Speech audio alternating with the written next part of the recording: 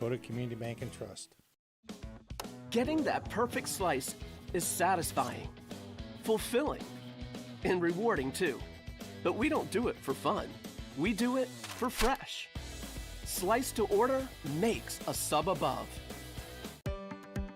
Many of our clients come to us already accomplished in their lives and on the right track. However, whether it's in response to a life-changing event or you are nearing retirement, you can sleep well knowing that together we have planned for both life's opportunities and challenges. And no matter what happens, we are here to help guide you.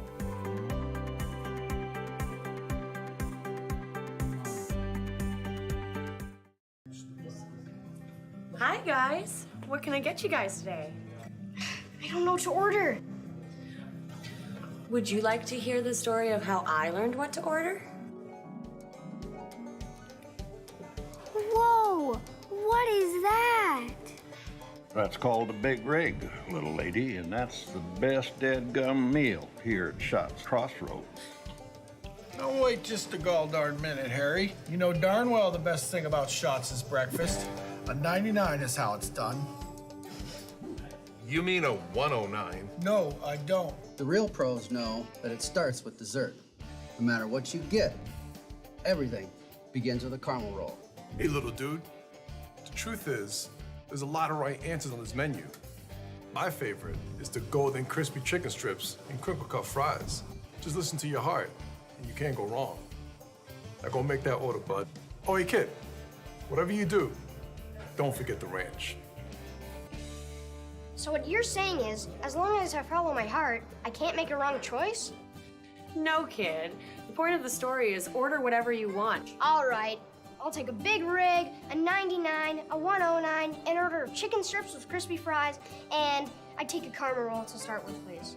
Wait, and don't forget the ranch.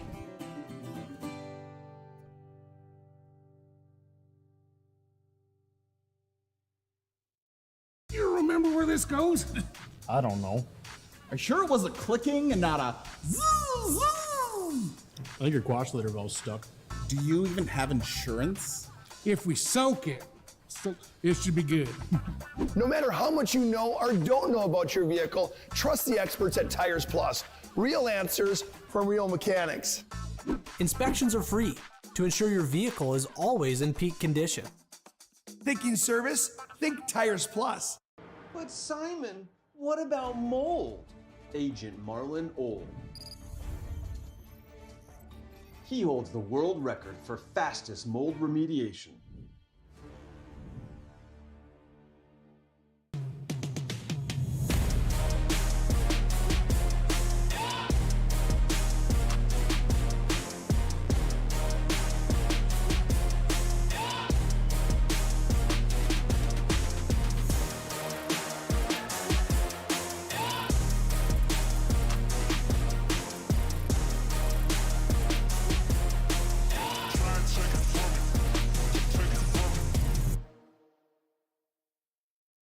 This presentation on the PSP Network is proudly brought to you by Legacy Financial Partners, the Bone and Joint Center, Ask Fitness, Thompson Larson Funeral Home, First Choice Physical Therapy, The Hoopster, KX News, Century Eyewear, 701 Realty, North Country Sportswear, Morelli's Distributing, Qdoba, Jersey Mike's Subs, Nathan Stremick Signal Realty, Eyes on Burdick, Chuppy Health, Subway, the Beaupre Law Firm, Minot's Finest Collision Center, State Farm Paul Siebert, Minot Hockey Boosters, Prestwich Orthodontics, Hub International, the UPS Store, Planet Pizza,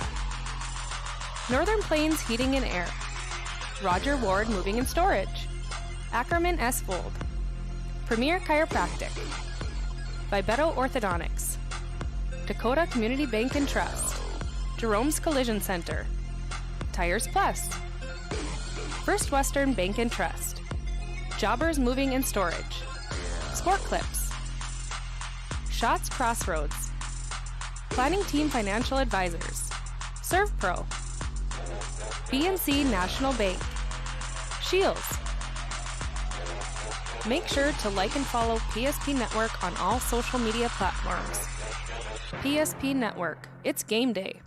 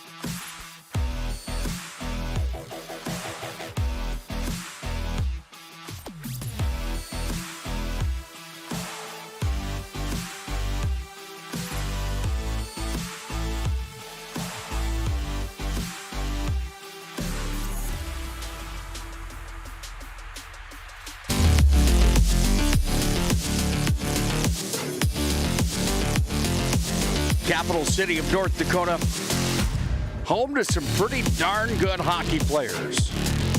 7 total All-West Region players selected to the All-West Region team will be on display here in Grand Forks today in loser out play at the State High School Hockey Tournament. It's the Legacy Sabres, the number 1 seed from the West Region at 17-7-1. Taking on the Century Patriots, the number 3 seed from the West Region at 15-9-1. Mario Lamoureux against Troy Olson today. Tyler Miller against Hoyt Ubel today. It's the Vig brothers against that top unit of Legacy and Butts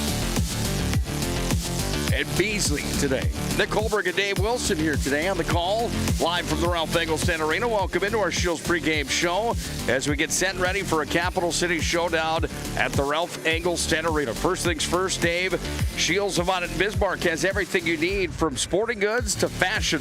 Shop hunting and fishing gear, clothing, footwear, and every sporting good underneath the sun at Shields of Audit and Bismarck. They bring you the pregame show here today, and we talk now about last night in the opening round of the State High School Hockey Tournament. You've been involved in high school hockey your entire life. Grew up in Bonnet, playing for Bonnet High School, All-West Region, All-State goaltender up there.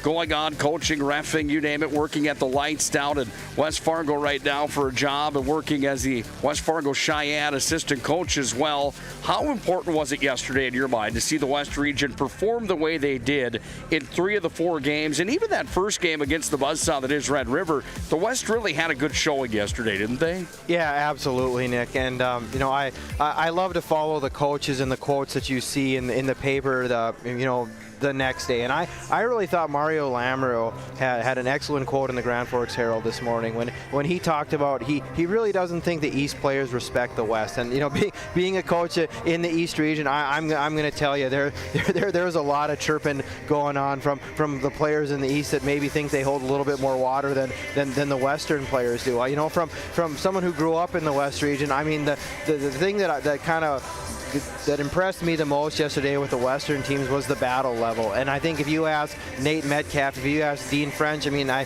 had lunch with Dave Benson today with the team, and our kids were in a battle yesterday with Minot. Century, their kids battled Fargo South Shanley. These Legacy kids, they battled a really good Davies team that finished runner-up in the state last year. Then, with some experienced kids coming back up. Really, it was good to see 3 close hockey games, and honestly, too, Jamestown showing up and just knocking off Minot High. Those kids are here for a reason too. They show some pride for their program.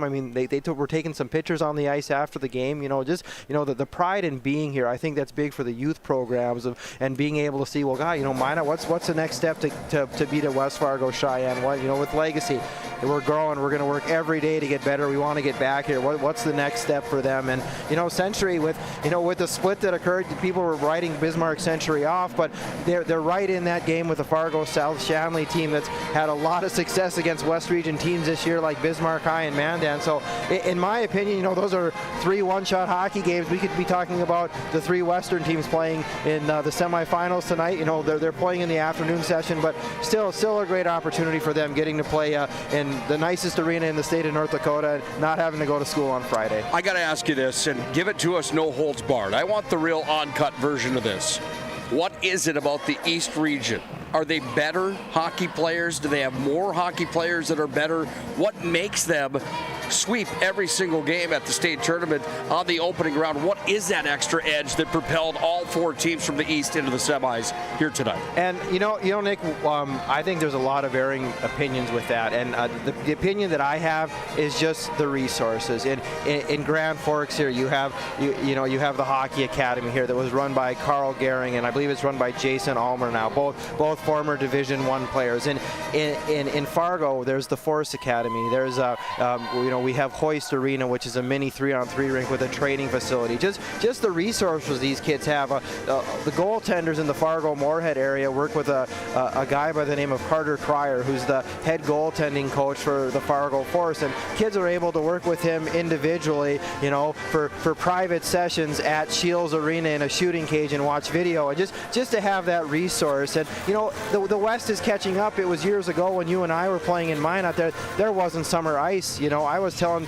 some coaches I talked to yesterday that Mackley Morelli's older brother Mason, those kids were the Mesa Arena kids, where hey, we've got this facility in the summer now and we can skate all summer long. And before you know it, well, look, Minot won their first round game at the state tournament. Minot's winning the state championship because those kids have the resources. But I thought Mario Amru said it really well. The East isn't slowing down. There's more resources. There's the elite leagues. In the summertime, I mean, most of those seniors on the Red River boys hockey team this year played 25 games this summer with the high school league. I mean, they're just continuously playing hockey with better hockey players, into the Minnesotas and the Wisconsins, and basically that kind of makes the cream rise to the top a little bit. We saw it yesterday that Red River was a buzzsaw. They were led by Luke Beadall in scoring yesterday. 4 points for him. Sproul had 3. Mikey Coleman, the senior athlete of the year from the East region, had 3 as well. Let me ask you another hard question, and I want to know the honest answer from you. You've seen the East, you've seen the West, you grew up. We know that you bring to the table an honest opinion here. A kid like Marcus Butts with 43 points in the West region, or a kid like Maxon Vig, the D-man that's got 44 points coming out of the West region. Are these top-end players from the West side as good as the Colemans and company from the East side of the state of North Dakota? I think so, and getting to see a player like Butts, I mean, you walk through 2 legacy defensemen and go bar down on a pretty good goaltender in the East region. I mean, you don't see a lot of that, during the regular season, and and that's the thing is, maybe there aren't the quantity of quality players out in the West region, but a kid like Max Vig, a kid like Marcus Butts, a kid like Tyler Miller, they're going to be starting on rosters in the East region for sure. Like I said, there's not the quantity of those quality hockey players. Maybe these teams aren't 3 to 4 line deep, but some of these top kids compete just fine against the top kids in the East region. I'm going to ask you one more hard one. We haven't even talked about the matchup here today, but it's a good topic on loser out day at the state tournament.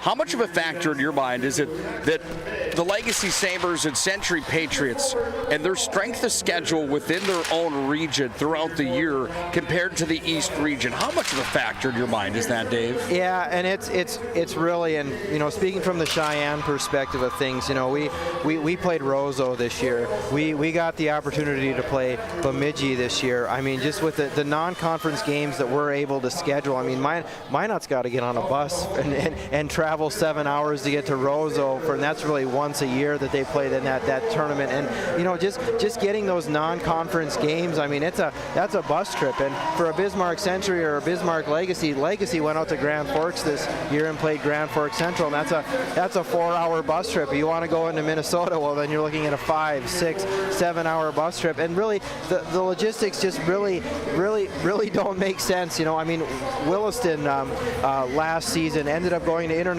Falls when they couldn't get Notre Dame across the border. So So, yeah, I mean, you have your interconference matchups, and then your out of conference, which is a chance to, get better and to see teams that are a little bit more skilled. And some of these West teams just aren't able to get those teams on their schedule. And if they do get them on their schedule, you're not going to see a Moorhead come out to Bismarck or a Roseau come out to Bismarck. I mean, like I said, we play Roseau. We're going to Roseau. Roseau isn't crossing the river coming into North Dakota. So, but that's kind of just one of the things that comes with the territory. Should be a fun one today between these two teams. Thanks for your insight and some hard questions. Not always easy to answer those and give the blunt truth to that. Legacy takes on Century here today at the Ralph Engelstad Arena. Legacy, the home team. Century, the visitors here today. Goaltender matchup. Hoyt Jubel's got the call today for the Century Patriots with a .226 goals against average and an .897 save percentage. He goes against the All-West Region netminder and Tyler Miller, who was sensational yesterday through 2 overtimes against Davies. 173 goals against average and a .923 save percentage. Starting lineups brought to you by the UPS Store. UPS Store open 6 days a week for your convenience. It's the UPS Store. It's Kleingen on the point with Max and Vig. Hayden Ritter with Ronas and T.J. Olson up front here for the Century Patriots.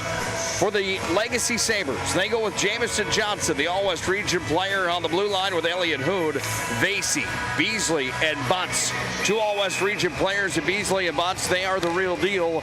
They'll face off at center. Legacy moving from the right to the left. The Patriots in those red uniforms from the left to the right. We are underway from the Ralph Engelstad Arena, and the first shot of the game comes in on Tyler Miller's glove, and he'll net that one 6 seconds in. Scoreless on the BNC National Bank scoreboard. Well, Nick, true to form, we saw a lot yesterday where Miller not one to want to play the puck and, really had time to set that one up and, get it to a defenseman, but he's just happy taking whistles as we see here. Beasley comes down with Butts, fires it towards the net. There's going to be a scrum there as Butts got together. Look out, they're having a full-on scrum. Tyler Kleingen and Butts went toe-to-toe there with a jousting match for just a second as that shot came in. Just missed off the blocker side of the netminder here for the Patriots. And we go back up to center now where it's going to be bumped ahead. Ronas has it here for the Patriots. They had a heartbreaker last night against Fargo South Shanley. One of the teams that will play in the semifinals here tonight. One of the favorites to win the state tournament. 3-2 the score there. Davies beat Legacy in 2 overtimes, 2-1 last night. And it was a fluky goal to beat Tyler Miller to tie that game within a minute after Legacy struck for first blood on the Butts goal. Puck's in the offensive zone here for the Patriots. They'll drift down, back in behind the net to Miller. On the retrieve here for Legacy, up off the near side wall. It's Josiah Will that sent it to center. Regrouping here is Carter Hack. Hack will bring it in for the Pats. And it comes all the way back up to the blue line now. And here come the Sabres out to center. Hello! There's the best hit we've seen this tournament inside of these two teams playing. And it was Carter Hack that just laid out a Legacy Sabre there. Best hit so far of the tournament game of that Red River game against Jamestown yesterday. There were some rock'em sock'em hits in that one, Dave. You had to have your pants buttoned up tight because they were going to go fly into that game yesterday. This is a rough game here. Oh, look at that on the ice. Isaac Lewis went down, and then on top of him, Tyler Kleingen ended up giving him a shot right on top of the mask, and it will be a Servpro power play coming here for the Legacy Sabres. And I think Kleingen there just got a little bit overzealous. Could have been a cross check. They got a cross check. Could have been that. Could have been interference. Could have been a roughing there too. Just a little bit overzealous there in the corner, giving one of his fellow citizens of Bismarck a shot here in a loser out matchup. Century beat Legacy 6-5 in their first matchup of the year, Dave. That was at Bismarck Legacy. When they matched up again later on in the season, it was a 5-3 win for the Legacy Sabres over the Century Patriots. Then they played on the 17th in the West Region Tournament. 3-0 Legacy had the victory. So Legacy owns the season series 2-1. We expect a close one here today, I'd have to assume. Oh yeah, I think it'll be a battle once the kids kind of get a couple shifts into them and get that I'm playing in the consolation round mentality out, and you're battling against one of your rivals here. I think we'll see a pretty good game. Puck's going to be handled here by the Century netminder. Hoyt Jubel's going to hang on to it. And the faceoff will be on the blocker's side of Jubel here with 14:36 to play in this opening period. Face-off on Hoyt Jubel's blocker side here with 14:35 to play in the first. Off the draw, comes up to the line, worked across here for the Sabres. They work with 1:09 of Serve Pro power play time. Shot was fired in from the point, knocked down there on the near side wing. It's going to be shuffled into the corner off of Isaac Lewis. Lewis worked it back up to the point. Comes here now to Will. Sent across, crashing in, firing it back out front. It's Facey that handles here. He goes back up to the point. At the line, Will across. This is Hoons. Hoons it in. Save rebound. Loose there, taken by Vig. And Charlie Vig will send it all the way around the dasher and out to center as the 2 shots registered for Legacy. Some quality chances early here in this first period. Nobody on the board yet. 4 minutes in. Puck's handled down here by Max Vig. He'll take it and fire it up off the wall all the way down and behind Tyler Miller. Winner of this game will play the Jamestown Blue Jays, who just defeated Minot 4-2 in loser round play. Loser's season will be done. Puck comes back away here for the Sabres. Drive came in. Isaac Lewis sent it down. Hoyt Jubel made the save. And the puck is going to be stretched all the way back out in behind Miller. He's out of the net to play it. And the Serve Pro power play now with 5 seconds remaining here for the Legacy Sabres as Hood skates it up through center. Hood's going to walk in over the blue line. He bumped it back. Up at the line, it's going to be held there by Anderson. Joel Anderson moves it down. Sentry's at full strength here, and it comes away to the near side wing. Patriots have it underneath their own net with Kipe. Kipe moved it away to the near wing. Rona's trying to clear the zone. Sabres will hold. Comes back at the top of the point here for Legacy, but it's the Sentry Patriots that carry in now into Legacy territory. Rona's shot hit traffic. Transition back the other way, and the Sabres will move and groove as they dump it down into the corner with Strider McMahon, who sends it in deep. 12:47 to play in the opening period. Scoreless on the BNC National Bank scoreboard. Beasley's out with it at the half wall, far side. Connects with Vasey at the top of the circle. Comes back up now to Martell here on the near wing. And with it, Sabres will have possession as Beasley just drifts it down into the corner again. Vig's back in after it. Vig will take it from the corner. It's going to be pushed out here by the Sabres as this puck's going to be sent out to center. And Gage Martell's back to retrieve in his own territory where he sent it across. Now here to Braxton Hager. Hager sent it back over to Martell. Martell, the All-West region selection. The sophomore's got it. Turns back in his own zone. Spins away from traffic. Creates space and fires it up now to Butts. He's into the zone with it. Butts will turn it, fire. Jubel blocker save. Rebound came out in front, but it was cleared out there on the play from Hayden Ritter. Legacy's got it back here. Down in the offensive zone for the Legacy Sabres. It comes here. Patriots moving up to center. Now it's Ronas that carries it off ahead. Sabres have possession again. Beasley off to Bunce and into the zone they come. Bunce walks across the center slot. Now he turns back up to the blue line. Trying to feed it across there. Lead passes here. Breakaway the other direction. In with it. TJ Olsen fired. Oh, he just missed. He's going to be drawing a penalty on that play. Dave, what will we have here? A slashing call coming on Legacy. It is. And TJ Olsen had the opportunity on the breakaway, looking for his 10th goal of the year. That would have been a big one, but they get a Serve Pro power play anyhow. Right, and a nice play in the neutral zone by Caden Ronas to get the puck up there to his line mate. Elliott Hoon made a nice retrieval play there. Really all he could do was try to get a stick on stick there to try to break up the chance. He did that, but in the meantime did take a slashing penalty, rightfully called. Off the draw. Serve Pro power plays out now here for the Century Patriots. They're in their red uniforms here today. Those things are mean looking, aren't they? I like them. I'm kind of upset they went away with the blue though. I really like the old red and blue uniforms they had.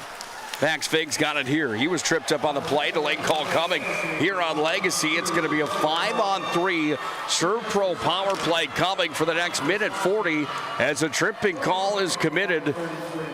And the tripping penalty will be charged on Easton Moose as he took the legs out from Max Vig. And the Serve Pro power play now is a 5-on-3 here with 11:06 to play in a scoreless first. Yeah, and really not a penalty that you want to take when the puck is 150 feet from your net. Just a little bit loose with his stick there on Vig, and Legacy's penalty kill, which is really good last night, will get tested here early with the Vig brothers both together on a 5-on-3. 10:53 to tick down here in the first period. Into the offensive zone it comes now. Vig handles here. He'll take it underneath the net. This is Max Vig. Max back up to Charlie. Now Max again. Sends it down low. Here's a drive. Came across the goal mouth from Ronas. He just missed. Biggs got it again. Comes back away here to Ritter. Taking away Martell. And Martell drifts it down the ice surface. And weathering the storm right now are the Sabres. 1 minute remains on 5-on-3 Serpro power play time. Right, and a really nice play there by Martell, sensing a mishandle, and you can tell that Mario Lamoureux preaches to his team that any type of a mishandle or a bobbling puck, we want to jump on those on the penalty kill. Out front, Charlie Viggs got it. He was whacked on the play there by Isaac Lewis, and that whack from Lewis sent the puck all the way back out into Century territory. Charlie Viggs goes in after it, regroups, and takes it coast to coast now. Hits the brakes underneath the goal line. Puck squirts free around the end boards, and all the way down. Max Viggs going to have to regain control back at his own territory. 22 seconds of 5-on-3 Serpro power play time for the Patriots. In a scoreless first period that's got 9:40 to play. Into the offensive zone it comes. Vig hits the brakes here. This is Max Vig down low underneath the net, working it around here. Hayden Ritter's got it. Ritter bumped it back up to Charlie Vig. Charlie's got it at the far point. Trying to come across the goal mouth. It comes back away. Center slot dropping down. Here's a drive point blank from Regal, and that one sailed up. Good defensive coverage there. And then the puck is sent down here by the Sabres, who are now short a man for the next 10 seconds. They kill off the 5-on-3 Serpro power play here for Century, but the Patriots have one more chance on the 5-on-4. Max Vig carries it, turns and fires. Big pad save. Tyler Miller kicked it out. We're back to 5-on-5 as Kipe brings it back in. Kipe sends it down into the corner. Good hockey game so far here. Yeah, definitely some pace to it, Nick. Both teams playing a lot of kids so far early. That's good to see. Puck handled down here by the Legacy Sabres. It's Beasley into the offensive zone. Beasley sent it out front. Here's a drive coming. Trying to whistle it in was Easton Moose. It was knocked down there. Back up at center. Moose handles again, and it's going to be picked up here by Carter Hack, and Hack has it. He'll send it back down underneath the net around to the near side. And after it, Gage Martell scrumming forward. He's got company with Regal. Regal frees it out front, sent it out onto the doorstep for Astle in the high slot. He just couldn't pull the trigger on it. Puck comes back away now to the Sabres. Shots are 4-2 Legacy. Here with 8:14 to play in a scoreless first. Underneath the net of the goaltender, Hoyt Jubel. Puck's down and deep. Who's going to come out with it? It's the Sabres, and from the near side, sent out in front of the goal from Matt Souther. Nobody home, but back at the point. Here's a whistler from the line. Jamison Johnson, the assistant captain, tattooed that one towards the net. Hoyt Jubel was equal to the challenge. Yeah, and I think, like you mentioned, Nick, some of the players that we've talked about early in the pregame, the Vigs and the Martells, just smooth, solid defensemen. Just not a lot of space in the offensive zone rather to create some chances. Right there, Legacy is able to get the puck to the net, but Jubel's able to see the puck the entire way because his defenseman did a great job of boxing out his Legacy players in front. Puck's handled up at center ice here by the Sabres after the clear from the Pats. Pats have possession. There's a turnover. Puck's taken back by Legacy. Top shelf ball. Hit the goalpost on the opportunity there. Rifling the shot up and off the bar for the Legacy Sabres. Opportunity came from Jamison Johnson, if I'm not mistaken. And that one rattled the goalpost. That was Strider McMahon, excuse me. And the puck comes back underneath the Century net. Puck's taken here, back the other direction we go now here for TJ Olson. It's Carter Heck, the D-man, that lost an edge on that play, David. He went down to the ice, freed the puck right out front to McMahon, and the goalpost was rang hard. Right, and a term that we use that as our coaching staff uses that, I should say, is the sniper got him because all of a sudden the legs went out, he lost an edge, and it's a 2-on-0 down low for Legacy. We go back the other way now for the Sabres from their own defensive end up to center where Vig regroups back in his own territory. Sent it off to the far side. Comes away here off of Ritter. Ritter moved it forward out to Ronas in the center slot. Up high for the Pats. Offensive zone, they push. Comes away to Max Vig. Now it's taken away Beasley. This is a 3-on-1 Legacy. Beasley's in with it. He goes to Butts in front of the net. Oh, he couldn't wrangle it. Butts gets it back here, sends it up top at the point. Shot, save, rebound, loose in front of Jubel. He's going to fall onto it. And that top unit for Legacy, when they get moving in space, they create even more time. They can be deadly, but Hoyt Jubel slammed the door for his 6th save of the game. Right, and really a nice play there by Beasley, getting the puck past the all-region defenseman Vig. He got the puck over to their goal scorer in the spot, but kind of a soft spot in the ice. The puck kind of bounced on him a little bit, but really to Butts' credit, he was able to regroup and get a secondary rush in there and get a puck out to the net on a secondary opportunity. High riser from Braxton Hager missed the net. It's tied up down and deep in the Pat zone. Gage Martell joined the play as the D-man. And the puck's underneath the net now for the Patriots. They've got possession here. And it's Max Vig that's going to move this puck all the way back up into the neutral ice territory. You'll hear that name plenty today. Got a whistle on the play and a stop in the action. It's Eric Steele along with Kyle Stevens today as the head referees. Pair of Minot officials on the ice here today. Got a media timeout. That puck went up into the bench, I do believe. Yeah, and I've been around North Dakota hockey for a long time, so anybody that's a Fighting Sioux fan remembers Charlie and Maxon's dad playing, and it's amazing. I watched his dad play at Bismarck High School years ago in the state championship game and at the All Seasons Arena in Minot, and it's just amazing how they skate like each other, look like each other, just tall, lengthy defensemen. I mean, just the genetics are strong in the Vig family. Without a doubt. Puck comes back away up to center. That game, that state championship game at the old Ralph Eggleston Arena, still has the record for the most goals ever scored in a title game.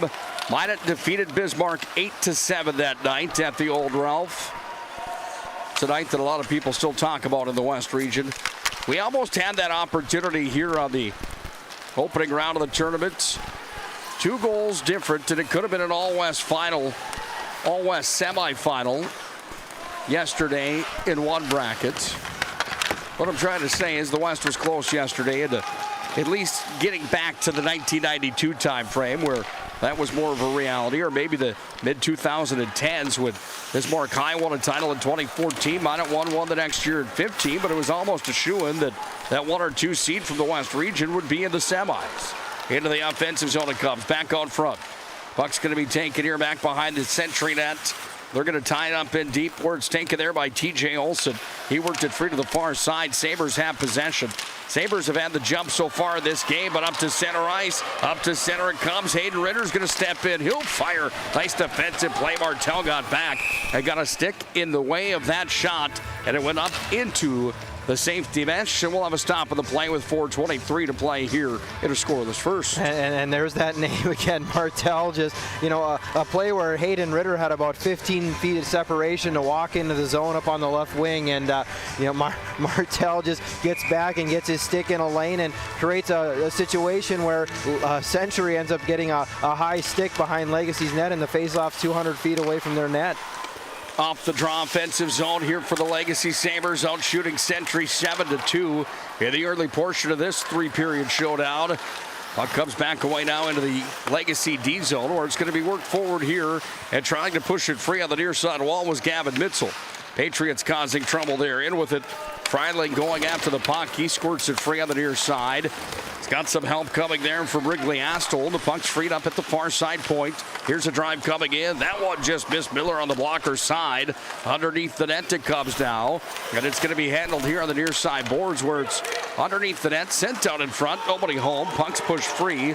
And all the way down it comes here on the netminder. Hoyt Jubel, who just leaves it back in behind for Max Vig.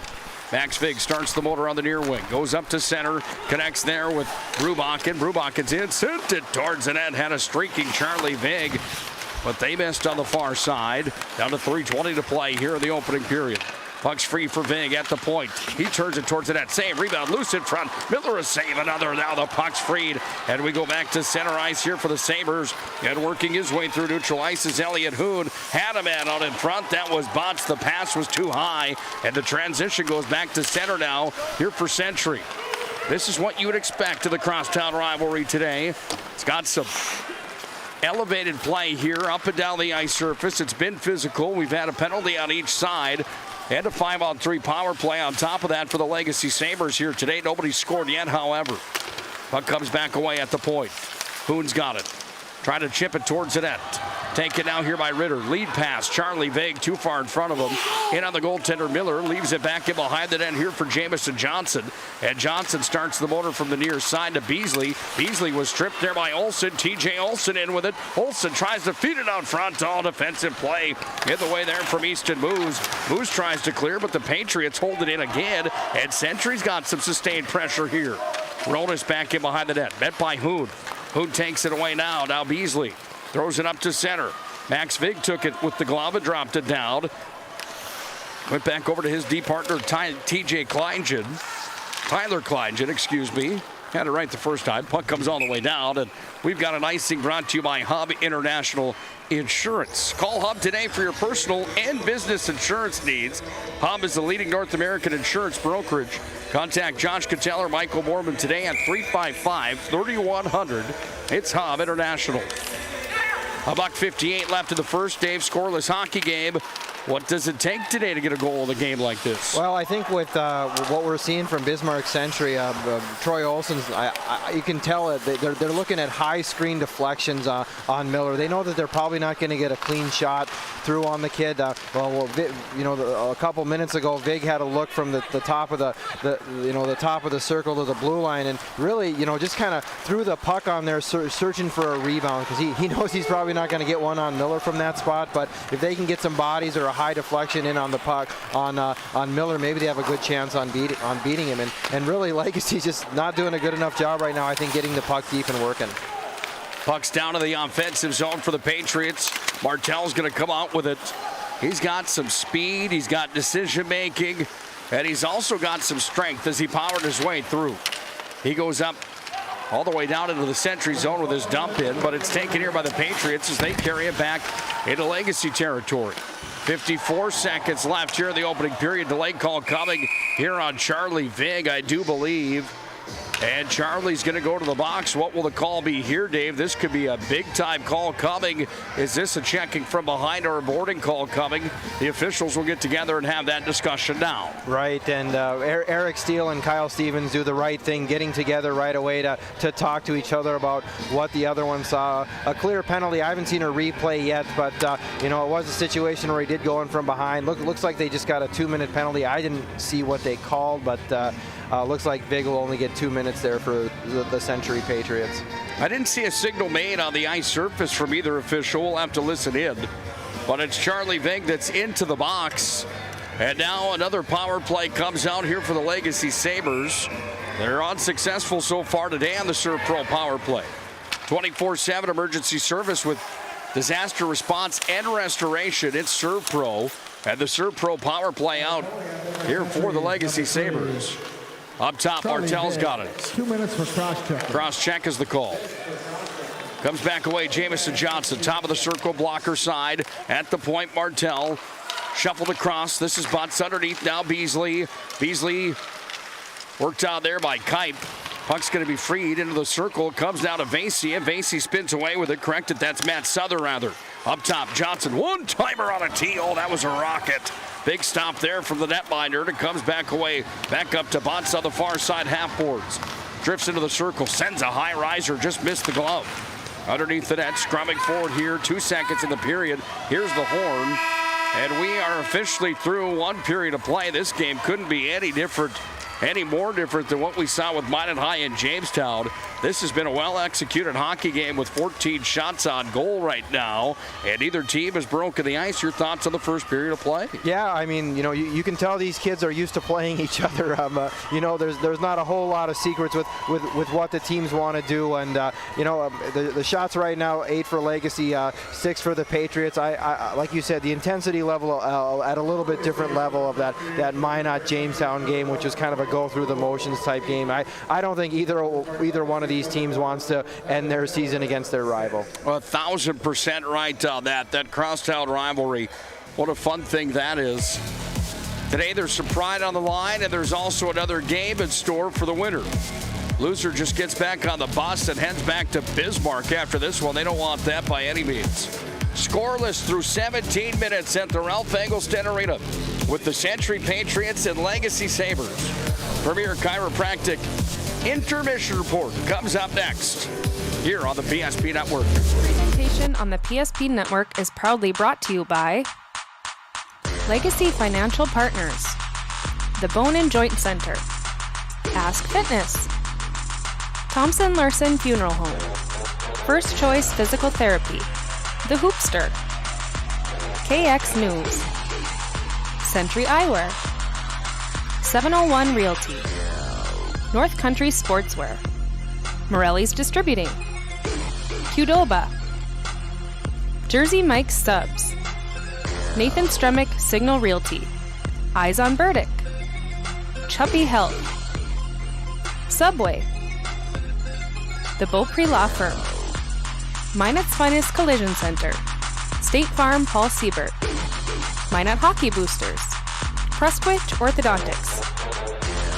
Hub International, The UPS Store, Planet Pizza, Northern Plains Heating and Air, Roger Ward Moving and Storage, Ackerman S. Vold, Premier Chiropractic, Vibeto Orthodontics, Dakota Community Bank and Trust, Jerome's Collision Center, Tires Plus, First Western Bank and Trust, Jobbers Moving and Storage, Sport Clips, Shots Crossroads, Planning Team Financial Advisors, ServPro, BNC National Bank, Shields.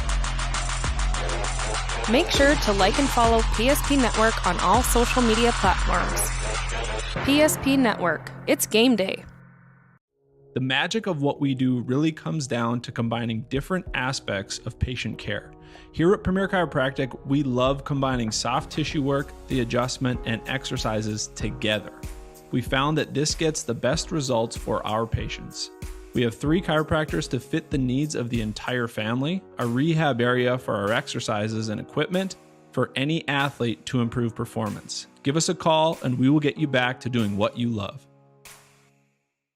Are you moving your business or your home across the town or across the country? We know it can be stressful. To ensure your possessions arrive on time, intact, and on budget, make your move with Jobbers Moving and Storage. Jobbers can help you with every aspect of your move. With our efficient step-by-step approach to move management, we can tailor a plan to suit your needs and schedule. With locations in Bismarck, Fargo, Minot, and Aberdeen, Jobbers Moving and Storage is your choice. Visit jobberswarehouse.com. It's Jobbers Moving and Storage. I'm a grateful person on a lot of levels. I've been given so many great opportunities. But most of all, even as a little kid, I was taught a set of values. Like tools for life, hard work, responsibility, and the key to making it all work, commitment. First Western Bank and Trust. You can bank on us. Ackerman S. Vold, your neighbors, friends, and family who are working for you. The local team with local availability and accountability for all of your engineering, architecture, environmental, transportation, and land development needs. Your project can rely on Ackerman S. Vold. Find them online at ackermansvold.com. When you start your project, talk with Ackerman Surveying and Associates. Our experienced surveying team guides you in the right direction with planning, platting, and lot and boundary surveys. The trusted name in land surveying, the trusted name in architecture and engineering is Ackerman Surveying and Ackerman S. Vold. Find them at ackermansvold.com. What you're witnessing actually happens. This is a sad story about bad math. Bad math? Does your online company include mounting? You can't beat the online pricing. When you add the mounting, the shipping, and all the extras, it's just simple math. We guarantee the lowest prices. Our Plus plan is simply better, a less expensive way to buy tires. Thinking tires? Think Tires Plus. Right. Scoreless at the end of 17. between the crosstown rivals Bismarck Legacy and Bismarck Century. Welcome into our Premier Chiropractic Intermission Report. Premier Chiropractic focused on improving the overall health of the body and the surrounding areas through the most cutting-edge advances in natural health care today. It's PremierChiropracticND.com. Alongside my good friend Dave Wilson, I'm Nick Colbert. Thanks for joining us at the Ralph Engelstad Arena on a Friday afternoon. The boss is giving you any grief about listening to the game on the PSP network today. You got to just say, listen, state tournament coverage. That's how it works. Dave, your thoughts on that first period? This one worth listening to today. Good hockey game so far, a scoreless tilt. Yeah, I thought the intensity was there in the first period. You know, these, like we said, these kids, I mean, the fourth time they've played each other this season, so you know, no feeling out process required. I thought there was a lot of pace in the game, some good goaltending. Both teams created some chances. You know, there's a physical presence with some teams taking the penalties, and you know, the kids are playing the way that they should be playing at the state tournament. Let's take a look at the numbers from the first period. No goals to report here in this hockey game, but we did have 4 penalties called, 2 on Legacy, 2 on Century. First came at a minute 40. Cross-checking call on Tyler Kleingen. Legacy was unsuccessful on the Serve Pro power play. Then Elliot Hoon went to the box on a slashing call at 5:33, and then 19 seconds later, it was Easton Moose that ended up in the box on a tripping call, and that resulted in a 5-on-3 power play for the Century Patriots, but Legacy shut down the Pats. Then Charlie Vig went to the box at 16:10, so there will be a minute 10 of Serpro power play starting the second period here for the Legacy Sabres. Shots on goal in the opening period, 8-6 in favor of Legacy. Face-offs won in the first period. Century won that category, 6-5. Quality scoring chances, 1 for Legacy, none for Bismarck Century here in this hockey game. Any major corrections that you would see on either side that you would make if you're Mario Lamoureux or Troy Olsen? You know, really, I thought, you know, although they only had 6 shots that period, I thought Century had the better chances than Legacy. You know, Legacy did have, or excuse me, Legacy did have the prolonged, or Century, excuse me, had the prolonged advantage and really didn't generate much on that opportunity. But, you know, 5-on-5, it seemed like they had a little bit more get up and go and created some more chances with their stretch passing game in the neutral zone. But no, I think it's really just kind of keep playing, boys. And, you know, like I said, you want to have something to do on Saturday? Let's play a hockey game tomorrow. Yes, Jamestown awaits the winner of this one. Coming up tomorrow, we'll have coverage of that game for you on the PSP network tomorrow, and the state title game tomorrow on the PSP network as well, as we get set and ready for another day here at the state high school hockey tournament. We had an interesting conversation with our families around the hot tub last night, Dave, and I wanted to bring it up and pick your brain and have you share your thought on North Dakota high school hockey. And for years I've been bringing up the conversation of a 2-tiered system. Last night, you had a conversation and you had an idea that I found really interesting, kind of mirrored off of what Minnesota does. If you could change the landscape of North Dakota high school hockey today, how would you do it and why? Yeah, Nick, and you know, I'll just kind of echo what we said last night when we were talking to each other about kind of the state of North Dakota high school hockey. And I think Minnesota gives us a great example of a system that works where basically all teams during the season, you know, that they're all in conferences out in the state of Minnesota, but there are some independent teams. But basically, when it comes to the section tournament, or you know, you could compare that to our EDC or our WDA tournament, those seeds are done with a coach's vote. You know, you play your schedule out through the season, whether you're in a conference or not. Some teams are independent. Basically, every single team they play is kind of scheduled throughout the year, and at the end, the coaches get together and they decide this is the number 1 seed for the section, this is the number 2 seed, this is the number 3 seed, and really, it's a system that works for Minnesota, and I don't think it's a bad idea. Something to talk about in the state of North Dakota. You know, there's the idea of a 2-tier system being floated around, and you know, unfortunately, what's happening in the state of North Dakota is we've got a lot of kids leaving the state to play hockey elsewhere. elsewhere. And Minot is one of those communities. Bismarck has seen it as well. We were starting to see it in Fargo too. And what's a way to get more kids to stay in the state? I think it's creating more opportunities for Minot to go into Minnesota, for Bismarck Century and High School to go over into the state of Minnesota, opening it up for the South Dakota teams more, for the Dickinsons and the Willisons of the world to basically play more schedules like that. And then at the end of the year, you throw everything back together and you say, okay, who's the 8th seed, who's the 7th seed, who's the 6th seed? I think it's a good system in Minnesota. The one negative part about it that we talked is really, the programs like the Botnos and the Hazens and the Willison and the Dickinsons are going to struggle to find games. So is it a perfect system? No, it's not. I coached in Wahpeton for 4 years, and every team in the East region would only play us once during that season. And when we're searching for games, we're ending up playing games against the Fargo Junior Gold, the Fargo Freeze Junior Gold team, and we're playing the Bagleys and the Red Lake Falls of the world. Small programs like us, but you're really not going to build your program playing some of those games. And nothing against Red Lake Falls or Bagley, Minnesota, but neither of those teams are going to make the state tournament this year or next year with the likes of the War Roads out there and the Thief River Falls and the East Grand Forks. That just kind of a take that I have. I don't really see much changing going forward. I still think you'll see the region tournament and playing each other for points. But if a change is to be made, I think the Minnesota model isn't a bad idea. I give it an exploratory year or two to see what can happen. I mean, I'm all about programs being able to fill their schedule with good quality hockey games, and just making sure the programs like the Botnos and the Hazens, Dickinson, Williston are taken care of as well. How would that work? Explain this to me, and maybe I missed it when you said it here, but let's use Legacy as an example, or Century. One of the top tier teams out of the West region each and every year, and for the future it seems that will probably carry on.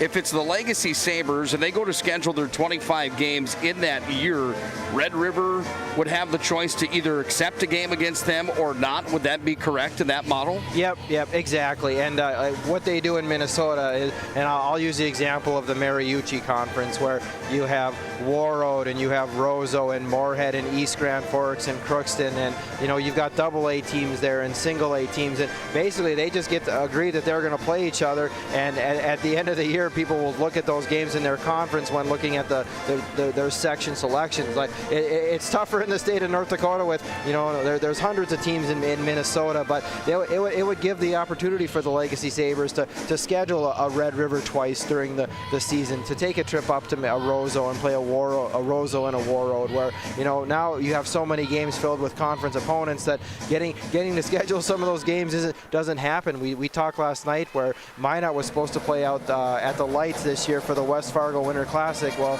they don't want to give up their 3 games against the Minnesota opponents at the Roseau tournament, so they had to decline that invitation, because they had so many region games that they must fulfill. So really, I mean, there's probably individuals that are going to be on the other opinion of what I have, or no, you're in a region and you play every region opponent twice. But for the growth of the sport and creating a competitive balance like you and I want to see with the East region and the West region. I mean, for me, I think it's a conversation that needs to be had going forward. If the 2-tier system isn't going to happen, and like we talked about, I love the Botno rugby, I love the Grafton Park River Spoilers, but some of those programs, they're losing some numbers, losing some kids, and hockey isn't the same. Not a cheap sport to play for families, and you lose the numbers. Like we're talking, Grafton's got 14 kids on their team this season, and 9 of them are seniors. So next year, the Grafton Park River Spoilers are going to have a lot of Bantam players on that team playing an East Region schedule. We had a similar situation this year. I'm here out of the goodness of my heart, in a sense, for a game like this today. Our sponsors are fulfilled throughout the season. We had a region tournament on last night that had 2,000 live viewers on it to 7,000 views. Believe me, we're here to promote these kids and have radio coverage for them here today, Dave. I'm a Minot High guy, and PSP Network is my business. Absolutely, I want to be here. Do we need to do state hockey? Maybe not. I mean, the viewership that we have for this, we're here for the kids and for a reason. With that being said, we promote these kids the best that we can, top to bottom, and that's my mission. That's our mission as a company. I'm not very well liked in Hazen Beulah or in Hazen, North Dakota. And one of the reasons why is that I've deemed for many years now that Hazen Beulah would be better off to play a junior gold schedule and have an opportunity to grow that program, Dave, and to become competitive, to add some more numbers to their roster instead of having 13 kids play. And in the only game that mattered all year, they played Bismarck High, who didn't even qualify for the state high school hockey tournament, and they got thumped 14-1. That's not quality contest for anybody on either side. We've already known that for years. And when Hazen is playing teams like Modern High's quote-unquote varsity, the problem is that it's not really a varsity team for Modern High. They're losing that game. There's nobody winning there. So in a situation like this, when we talk about Hazen Beulah or Abotno, for example, where would the win be for those guys? Would they end up completely falling apart in that model, or would that help them in your mind? Well, and honestly, that's that's kind of a geography thing there, where there unfortunately you don't see Canadian teams coming down from the border and playing the Botnos anymore of the world, and that's the problem with the system in Minnesota. Every small town has a hockey team, and there's you can schedule all sorts of different games, but in that model, like I said, that would be the negative is getting those teams games, because if the teams in the West region decide not to play the Hazen, Beulah, or Botno or Williston, I mean, then they're stuck with a scheduling conflict, and that's the last thing I want to see. Is I consider myself hopefully a North Dakota high school hockey purist, and but the conversation definitely needs to be had, and I think a solution can be figured out. Dan Fry and I, by the way, we're underway for the second. Dan Fry, the Hazen Beulah head coach, and I had a long conversation. Took about an hour after the opening day of the WDA hockey tournament. And Dan was upset with something that had happened. Here up at the line, I'll tell you about this in a moment. Here's a drive in. Ubel had it in between the legs. He'll hang on to it. Faceoff will come on his blocker side, and we'll have a draw coming here. 16:27 left in the second. We had a long conversation, and what happened was that Adam Graney, who was selected as an all-region player, is in the list for North Dakota's West Region top producers. I didn't have him in the list in the graphic in the WDA hockey tournament because 9 games that he played were not against varsity level competition. I didn't feel that was right compared to guys like a Martell on this team, or maybe a Charlie Vig, who was listed lower than Fry at that time in the season. Thought that was an injustice on the part for a kid like Century's Charlie Vig. And we had a long conversation about it. We're just going to say we agreed to disagree completely. I do respect his efforts and his love and passion for the game, however. More on that. We can talk about that next period. Puck comes back away now here to the Century Patriots, and all the way down it comes.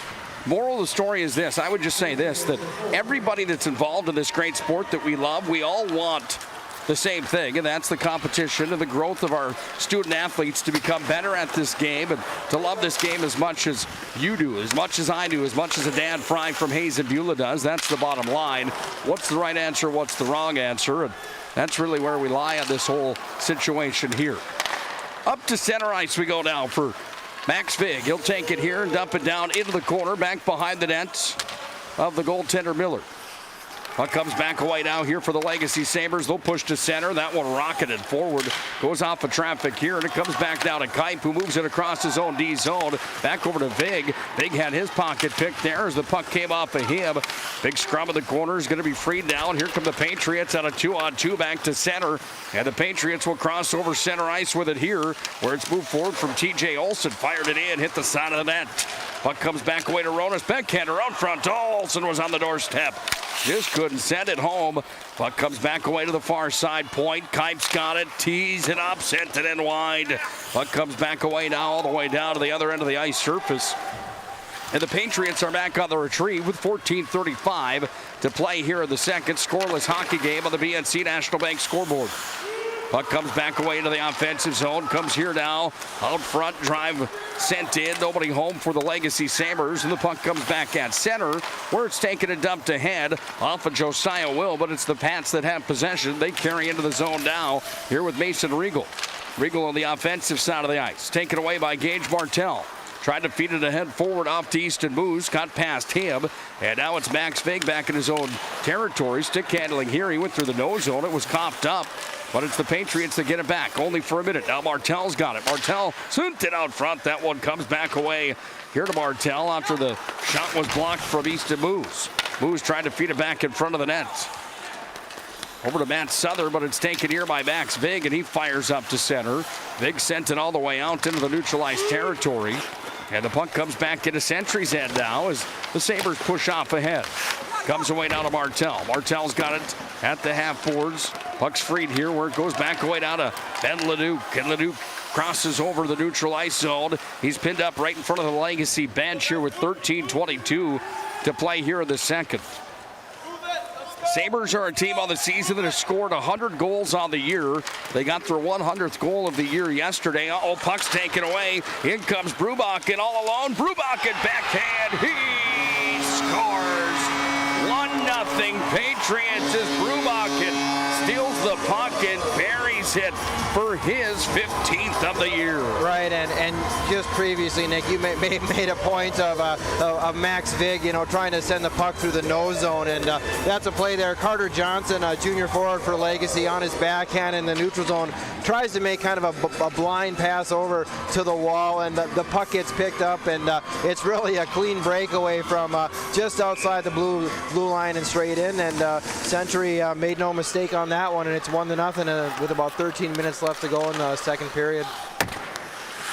Will Legacy respond, and how do they respond is the question. Puck comes back away now to Hoon, back in his own territory. Let's listen in here, Dave. Number 17, Andrew Brubakken. That's Brubakken, an assisted goal for the Patriots. Goal time, 3:53. 3:53, the time of the goal. Brubakken unassisted. Great effort from him. Sabres are in. That's Butts that fired high and wide on the blocker side of Hubel. Puck comes back away underneath the net down to Vig here, who's got it. This is Max Vig. Looks up ice. Now he fires it off ahead. Jamison Johnson got it free. Now Butts handles again. Butts crossed over the neutral ice zone, but it's taken away here. And up off the glass it comes, where it comes back up to center.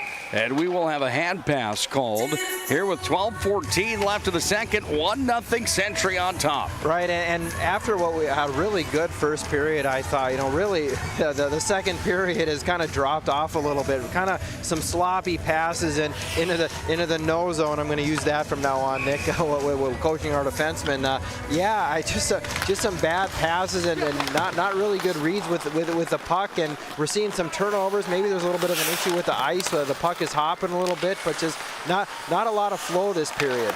Puck's taken here and dumped in. I would agree that first period was so well executed on both sides of the tape-to-tape passing that we saw compared to what we're seeing here in the second. Just a little bit different of a hockey game. 11:50 to play in the second. Patriots lead 1-0.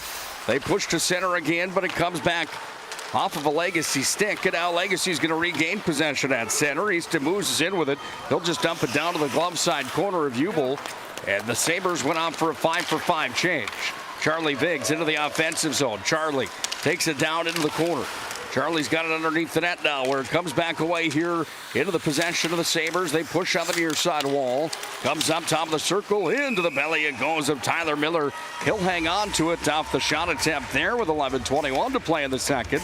1-0 Century leads on the BNC Bank scoreboard. And again there, Legacy, something we really didn't see a lot from them last night. We're letting a puck carrier come off the half wall and get into a scoring area against Miller. So, a good shift there for the Century Patriots, and I think Mario Lambrou may, during the next moment where his team has a bit of a break, have a conversation about getting back to what's worked for him with their D zone.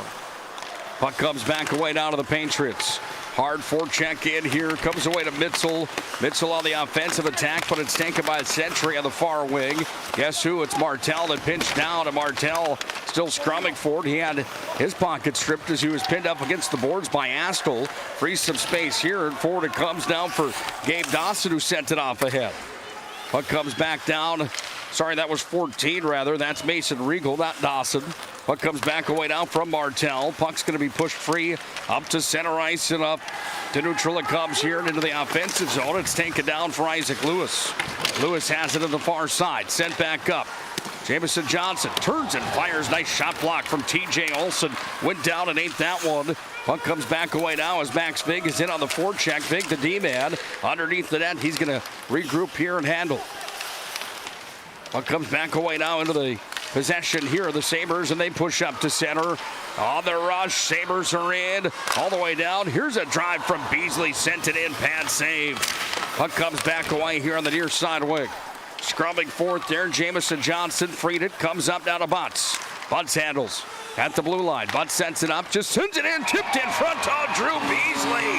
Hello, the hand-eye coordination.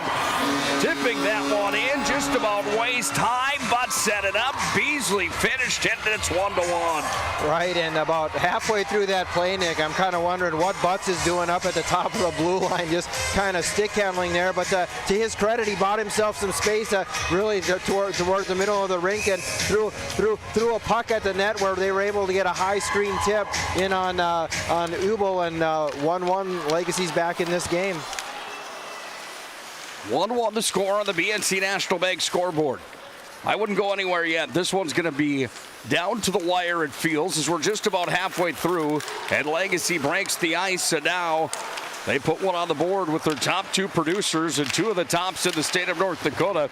It's Drew Beasley picking up goal number 12 on the year, point number 38. And Marcus Botts picks up his 23rd assist for his 44th point of the season. And I got to correct that. That's his 45th point of the year. He scored yesterday. Let's listen in to see if there's a secondary assist. 23, Drew Beasley. With an assist to number 15, Marcus Butts. That's Beasley from Butts. Sabres goal time 7:10. Beasley from Butts at 7:10 of the second period. And we've got ourselves a hockey game here at the Ralph Engelstad Arena. This is kind of like what we saw last night with Davies and Legacy. They went to double overtime. Kind of like what we saw with Fargo South Shanley and Century last night as well. Just a hard play to execute a game where either team looking to make many big mistakes in this hockey game. It's a little more wide open than both those games last night, but the relevance to last night would be the low-scoring affair and just the hard-nosed effort on both sides. Puck comes back away now where it's taken here by Ritter in his own D zone. He's going to be hit on the near side boards. Freed up at center. Martell's got it, and Martell's got it here. I've been watching hockey for a long time, I'm telling you. Bismarck Bobcat level where my career started, or out in pro hockey, you name it. I've been involved in this game for a long time. I'm real high on 38 White. He is maybe my favorite player in the West region. Puck comes down underneath the net now. Taking it here for a stroll, this is Braxton Hager.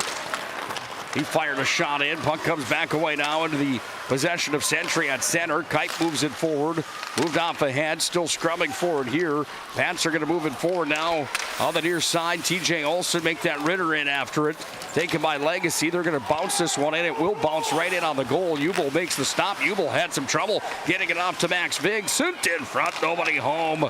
Puck comes back away down to the Patriots. They go up to center with it. Taking it forward. This is Vig with it. Vig will dance in out front. Ronis in the center slot. They just couldn't pull the trigger. And we go back to center now where it's taken and gathered by Isaac Lewis. He'll send it down underneath the net. Puck's back in behind the cage. Tied up here down on the inside of the near corner. We're down to 7 on the dot to play here in the second. 1-1 on the BNC National Bank scoreboard. BNC Bank will make managing your money easy. Locations in North Dakota and Arizona. It's bnc.bank online. Find them there. Puck comes back away now into the offensive zone here for Isaac Lewis and the Legacy Sabres. Taken there by the play of Ben Leduc, and Leduc freed it, comes back up to center ice, and back in for Legacy on the far side wall this time is Gavin Mitzel. Mitzel's down in deep. Puck's freed on the far side boards again for the Pats. Brubakken, who's got the goal here for Century. Sent it back across, and it's taken and bumped off the wall on the near side from Joel Anderson. Underneath for Vig. He's got it tied up in deep. Puck's freed on the near side wing. Comes to the half boards here. Scrubbing for it. Beasley's going to come out with it. Vasey out in front. Here's Butts. Oh, diving play. Max Vig shut the door. Excellent play there from Max Vig. As out front was Butts, and he was looking for point number 46 this season. But Vig, the All-West region and All-State selection from last year, I'd guess again this year, just says no. Puck comes back away now where it's taken here by Sam Stanton. Back underneath the net. Puck's going to be worked free here to the near side. Up with it now. It's Butts. Sent it out front. That one trying to go to Vasey. Taken here by Vig, and Vig will send it up to center. Connects here, and Charlie Vig's in with it. Charlie walks down, fire save, rebound, shot in front. Oh, the rebound was there, and it was Freidling that hammered it towards the net, and Tyler Miller said no. And Century there got caught in a really, really long shift. They're pinned into their own end. Legacy doing a great job of grinding away, and really Max Vig there was just trying to get an icing there to get off the ice, as he'd been on the ice for about 2.5 minutes, and he finds his brother, and in a play where he's just trying to get off the ice and get a whistle, they're able to create a little bit of offense the other way. Puck's on in front. Ronis right in front of the net to Miller. Down and deep it comes now. Martell's got it here. Martell bumps it free back behind the net here to Braxton Hager. Hager on the near side, met by TJ Olsen. It's held in at the line. Here's a drive coming. That one sent in from Carter Hack, and the puck is going to be freed over on the far wing here for the Legacy Sabres, who go up to center with it. And Southern will carry off ahead. Puck sent in on Ubel, and a stop in the play with 4:57 to play here in the second. 1-1 on the BNC National Bank scoreboard. We want to thank our friends today at Northern Plains Heating and Air. Northern Plains Heating and Air has over 25 years of experience as your heating and air experts. Factory authorized dealer for AeroSeal. There's no other choice to seal your heating and air game than Northern Plains Heating and Air. Find them online, northern-plains.com. Here's Charlie Vig into the offensive zone for the Patriots as they set shop up now here underneath the net. Back in behind the cage, it's taken and worked back up to the point. Comes back away there for Carter Heck. Out in front, here's a drive, save, rebound, loose in front, comes back away and pushed out of the corner by Brubakken. And Brubakken's got it tied up there where it's taken away here by the Sabres. They push up to center, lead pass out ahead, and it comes back into the possession here for Kipe, and Kipe moves it off ahead. Charlie Vig in. Charlie got it back here. Here's a drive, save from Miller on that opportunity that came from Carter Heck from Charlie Vig, and we go back the other direction now where this pass is going to be drifted off ahead. Underneath the Century net it comes. This is Astle that's got it here. Astle goes up to center where Hoon handled. Hoon on the far wing. Right over the North Dakota stamp right at center ice here at the Ralph for Butts. Sends it in. Hard wrist shot. Waffle board stop there from the netminder for the Patriots. And it comes back away now where it's going to be dumped back into the zone here by Vasey. Under 4 minutes to play in the second. 1-1 on the BNC National Bank scoreboard. Walking out front, Martell took it down. Fired the shot towards the net. Just watch this game, David. Think about an all-star team of Bismarck players that you could put together for a lineup. That would be one heck of a team if these two teams were combined here, hey? Oh yeah, that's the way that the North Dakota high school hockey has gotten now with the more schools being added. You can imagine if there was no Bismarck legacy, what kind of a program Bismarck High and even Century would have. Here's a drive from the line, that one in, and down onto the pillows, hanging on to it is the netminder Hoyt Ubel. Well, you look at the kids in this lineup here today that are all West Region selections. Tyler Miller, who I've been saying all year long is one of the best goaltenders in the state, if not the best. Olsenowski is the only kid that's got better numbers than him in the state coming into the state tournament from Fargo South Shanley. Hoyt Ubel on the other side, his numbers aren't as good as Miller's, but he's been equal to 14 of the 15 that Legacy's fired his way here today. Just those two kids alone, starting from the goal paint and working your way out. You've got 3 All-West Region defensemen on the ice here in this hockey game today. 2 come from the Sabres, 1 comes from the Century Patriots. A couple guys from Century got left off that all-region list. Here's a drive that came in, and the stop was made from Hoyt Ubel. He'll hang on tight to it. The faceoff comes on his blocker side. The all-West region selections from Century were the 2 Vig brothers, Charlie and Max Vig, but you look at some of the point production, and a player like Hayden Ritter, who probably might have got left off that sheet, and a guy that we had on the PSP network a handful of times this year. He had a couple hat tricks on the season. He had some big game-winning goals. He's a special player as well. A few guys across the board that certainly deserve some credit for being good hockey players in the West region that might not have received the plaque at the end of the WDA tournament, if you will. But you can only select so many, of course. Here's Beasley into the offensive zone. He's got Butts with him, 2-on-1. Here's a drive off the mask. Rebound out front. Butts has it. Big pad save.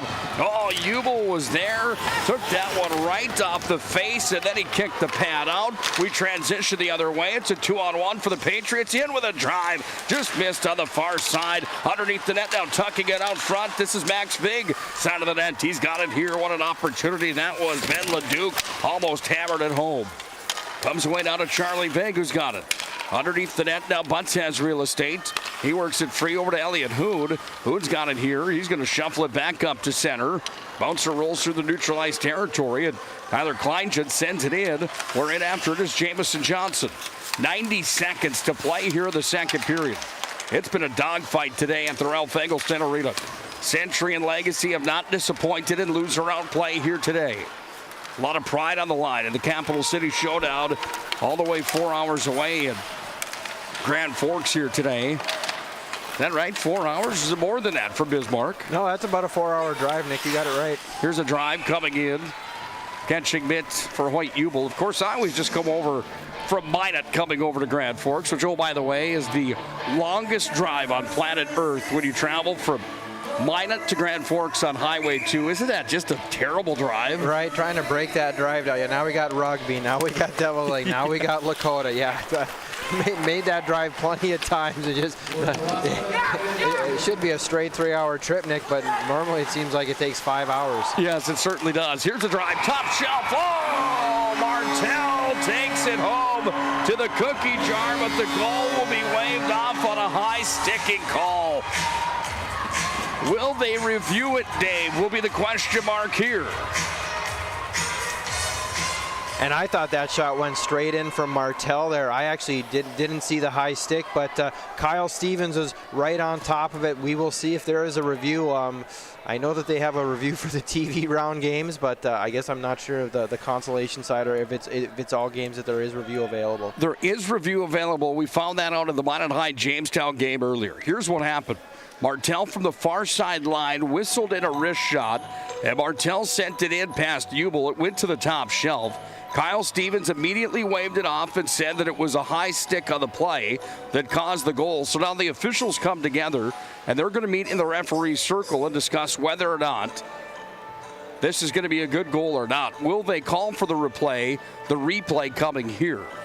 You'd at least expect them to, wouldn't you, if it's available? Right, you would think so in a loser-out contest like this, much the same as a semifinal or a championship game, that if it's available with a good camera angle, that they would take a look at it just to make sure that they got the call right. We're so up high here in the Ralph, Nick, I can almost touch the ceiling that you or I aren't going to be able to see if that puck got a high stick on its way into the net or not. So you hope they do the right thing here and do take a quick peek at it, which doesn't look like they will do that. They're not going to take a call and a look at it. That will bring Mario Lamoureux to the front of the bench, where he's going to come talk to Kyle Stevens and Eric Steele. They'll have a conversation here. Jordan Kelly comes over as the linesman to talk with Mario Lamoureux as well. Mario's got his back to us here. From where we sit on the press box side is the same side of the benches, so we can't see facial expressions. But I would have to guess that Mario probably not too thrilled with no review of this goal coming here. Well, looking at the hand gestures, Nick, it looks like they're having a discussion in basic geometry. And when it comes to math, I try to leave myself out of it with, whether the puck went up or down. But, yeah, he's looking like, well, the physics of that play with, hit an angle B and going down this direction. But, he'll get a word in there. But the way it is, it stands 1-1 here with 52 seconds left in the second period. I would give anything to know what Troy Olson, the Century Patriots head coach, is thinking now in year number 18 for Century. One of my favorite guys of all time, and high school hockey in North Dakota. Wraparound here for the Patriots. They send it out front. Here's a drive, save, rebound. 40 seconds to play in the period. Shot comes in. Miller's going to hang on tight to it. And the opportunity for the Patriots was there, but Tyler Miller shuts the door. And it's amazing, Nick. After a goal gets disallowed, it's almost like, and I know like Legacy scored a goal. It's almost like Century scored a goal because they don't have to dig one out of the back of their net with it being called off. And now they've got all the momentum here in the last minute with 2 or 3 good chances down in Legacy's end.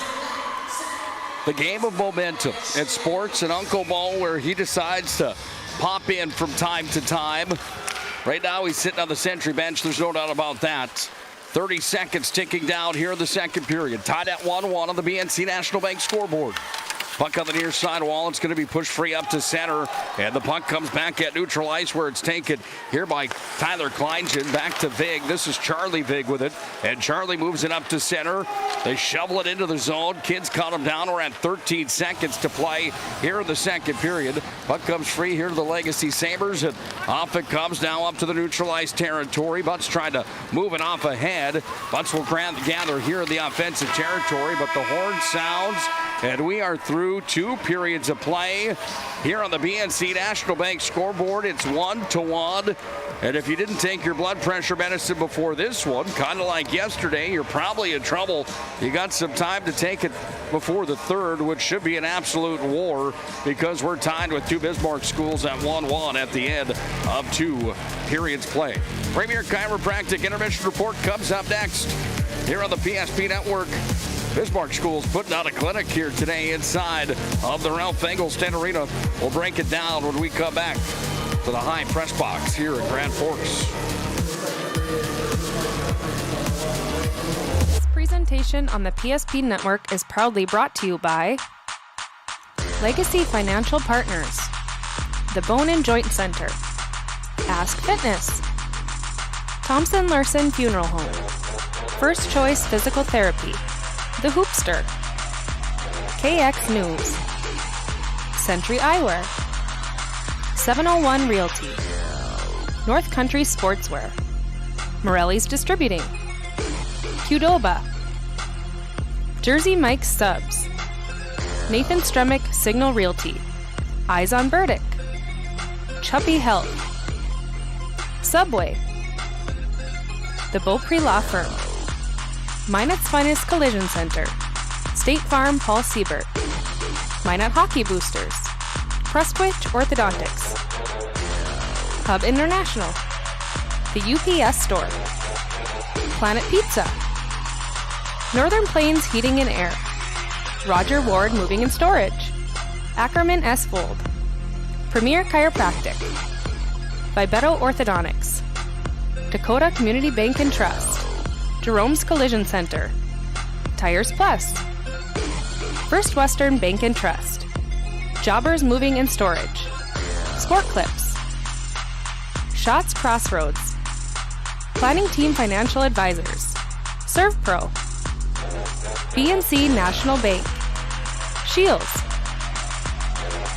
Make sure to like and follow PSP Network on all social media platforms. PSP Network, it's game day.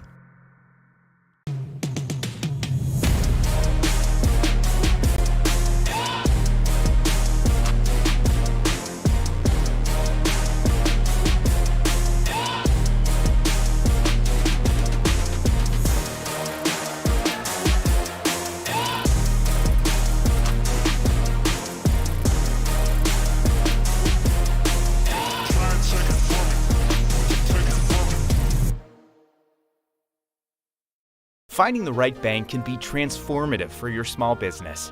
The best bank for your business will offer competitive fees and so much more. At BNC National Bank, our team is proud to offer you a helpful, supportive, above and beyond banking relationship. Starting to stress about the complexities of qualifying for a small business loan? BNC can guide you through the process with much less stress and likely far more success. Speak to one of our team members today.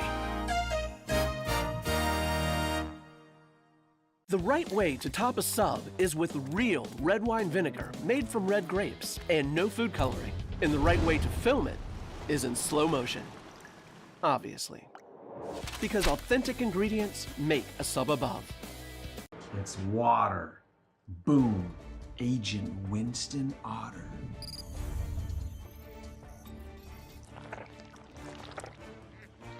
He's been called the human sponge. Our stylists are trained to understand the nuances of cutting men's hair. Less pomp, more adore, huh, Brittany? Square face, wavy hair. Mid-fade with a textured top. Finish it off with a hard part and taper that neckline, coach. Cowlick, what's the move? It's not just all about hard work here. Hit all. 7, pressure, points, yeah! It takes expertise to be a sport clip stylist. Here? That's a spot! Right there, huh? Sport Clips, the pros in men's hair.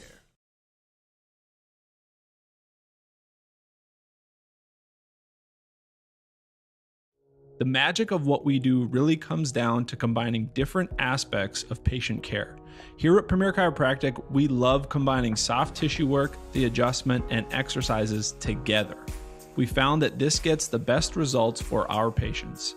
We have 3 chiropractors to fit the needs of the entire family, a rehab area for our exercises and equipment for any athlete to improve performance. Give us a call and we will get you back to doing what you love. Are you moving your business or your home across the town or across the country? We know it can be stressful. To ensure your possessions arrive on time, intact, and on budget, make your move with Jobbers Moving and Storage. Jobbers can help you with every aspect of your move. With our efficient step-by-step approach to move management, we can tailor a plan to suit your needs and schedule. With locations in Bismarck, Fargo, Minot, and Aberdeen, Jobbers Moving and Storage is your choice. Visit jobberswarehouse.com. It's Jobbers Moving and Storage. I'm a grateful person on a lot of levels. I've been given so many great opportunities. But most of all, even as a little kid, I was taught a set of values. Like tools for life, hard work, responsibility, and the key to making it all work, commitment. First Western Bank and Trust. You can bank on us. Ackerman Esvold, your neighbors, friends, and family who are working for you. The local team with local availability and accountability for all of your engineering, architecture, environmental, transportation, and land development needs. Your project can rely on Ackerman Esvold. Find them online at ackermanesvold.com. When you start your project, talk with Ackerman Surveying and Associates. Our experienced surveying team guides you in the right direction with planning, platting, and lot and boundary surveys. The trusted name in land surveying, the trusted name in architecture and engineering is Ackerman Surveying and Ackerman Esvold. Find them at ackermanesvold.com. What you're witnessing actually happens. This is a sad story about bad math. Bad math? Does your online company include mounting? You can't beat the online pricing. When you add the mounting, the shipping, and all the extras, it's just simple math. We guarantee the lowest prices. Our Plus plan is simply better, a less expensive way to buy tires. Thinking tires? Think Tires Plus. Great smiles come from Vibetta Orthodontics. Vibetta Orthodontics is a certified Invisalign provider. Invisalign fits your budget and your lifestyle. Braces for children, teens, and adults with affordable monthly payments. Schedule your complimentary consultation and exam by logging on to VibettaOrthodontics.com or by calling 701-839-6010. Great smiles come from Vibetta Orthodontics. In southwestern and south central North Dakota, on any given day at any given moment, a Dakota Community Bank and Trust customer is logging in or signing on to do their online or mobile banking. We believe that community banking can blend both the past with down-home customer service in-house and the future with modern banking conveniences and technology for our customers anywhere, like here or here, all while honoring our long-standing tradition of community-first oriented banking here at Dakota Community Bank and Trust. Many of our clients come to us already accomplished in their lives and on the right track. However, whether it's in response to a life-changing event or you are nearing retirement, you can sleep well knowing that together we have planned for both life's opportunities and challenges. And no matter what happens, we are here to help guide you.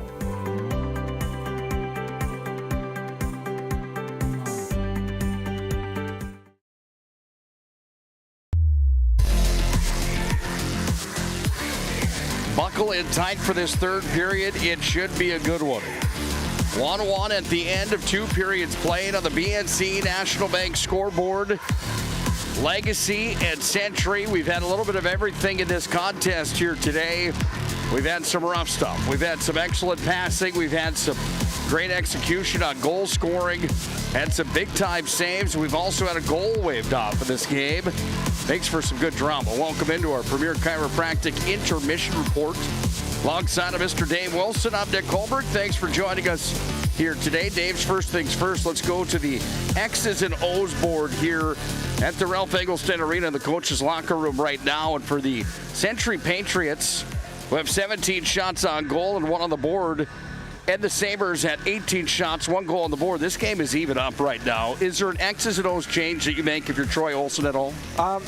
Really, I thought they had the better of the chances that period, and just they were a little bit more structurally sound than Legacy was that period, I thought. And one thing, if I'm him, I'm going to maybe try to manage my shifts with Vig a little bit better. I mean, he got caught out there on a couple really long shifts, which was able to give Legacy a little bit of momentum. And it's really easy for Mario Lamoureux when Max Vig goes off the ice then to put his Marcus Butts line on the ice and try to create chances off that second Bismarck Century pair.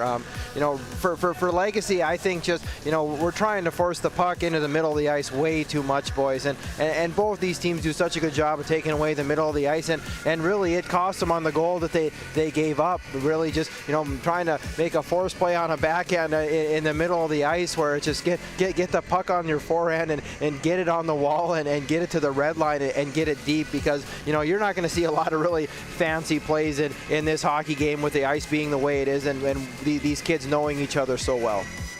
For the Legacy Sabres and Mario Lamoureux coming back to Grand Forks looking for their first win in the state tournament ever in the 2 short years that they've been in existence. How big is it for these programs and this crosstown rivalry to get a win here today, and especially the Sabres that are so new in their program history? Right, and we talked about it a little bit yesterday with just adding wood to the pile, and honestly, they would rather have that first win come in the state quarterfinal game, but getting that first win in the state tournament and checking that box as a program, I think it's big for them to get that accomplished, and tomorrow playing for a trophy. They've never placed at the state tournament, albeit they're only in year 2, but getting a chance to get into that 5th place game tomorrow and bring a hockey trophy from the state tournament back to Legacy High School versus the West Region tournament, I think it'd be a big accomplishment. Phil Beninati from KX News down in Bismarck had me on at the start of the season for a hockey preview show, or a hockey segment previewing the hockey season in the WDA on After the Whistle down in Bismarck. And it was interesting. He asked me if I had to pick one team that would win the West Region, who would it be? I said Minot would be my pick, but Legacy's going to be right there. Minot got bounced from this tournament here today by Jamestown. Jamestown had a gritty effort. Minot outshot him almost 3-1, but Jamestown had goal scoring and a 3-point day from the senior athlete of the year inside the West Region. One of the senior athletes of the year, I should say, because Jackson Bradley was on the other side for Minot, who also received that award, but 3 of 4 points for him today. And Jamestown bounces Minot. Legacy's got themselves in a sense against the ropes here against Century, because this is a low-scoring affair and only 17 minutes remain. Really just goes to show you there's some pretty good parity inside the West Region again this year in 23. Right, absolutely. And of those top 4 teams, I think they all beat each other at some point during the season. And you get to the semifinals last week on Friday, and Minot and Jamestown are in a 1-1 hockey game in the 3rd period. You got Legacy and Century in a tight one in the other semifinal, where really you didn't know who the top 2 seeds were going to be and who the 2 seeds were that were going to be playing in the play-in situation. Time to take a look at our scoring recap of this hockey game, brought to you by our friends at Hub International Insurance. Visit Hub International Insurance. Talk with Michael Borman or Josh Cattell today at 355-3100. Hub is a leading North American insurance brokerage. Give Josh or Michael Mormon a call today at Hub. 1-1 at the end of 2. Nobody scored in the first. There's 4 penalties called in the first period. 2 power plays for each side. Neither team has scored on the Serve Pro power play. Second period, there was no penalties called, but 2 goals were scored. Andrew Burbakken took the puck away right at about the Engelstedt stamp at center ice, skated down in on a breakaway and scored. And then Drew Beasley fired one from the line. Marcus Butts fired it. Drew Beasley tipped it in front of the net. Those 2 goals came just about 4 minutes apart from each other. Century struck for first blood. Legacy scored second. There was a goal disallowed in this hockey game of the second period for Legacy that brought the referees together in a conversation with Mario Lamoureux, but the only 3 that happened here today, 2 of them counted, the other did not. So we sit at 1-1 at the end of 2 periods played. Shots on goal in this contest. 18-17 favoring the Legacy Sabres. The goaltenders have been good today. Hoyt Jubel's been busy. So has Tyler Miller with quality scoring chances in my mind here today. Only 4 in the official score book here today for the Sabres and 3 for the Century Patriots, but good shots on goal nevertheless here in this game. Yeah, absolutely. And I think one thing that we haven't mentioned enough has been the goaltending. They've both been quietly solid, where stepping up and making big saves, and good goaltenders will be in the right position to where they don't have to make the save look fantastic, and that's what they've both done. The other stats on this line, face-off category belongs to Century today.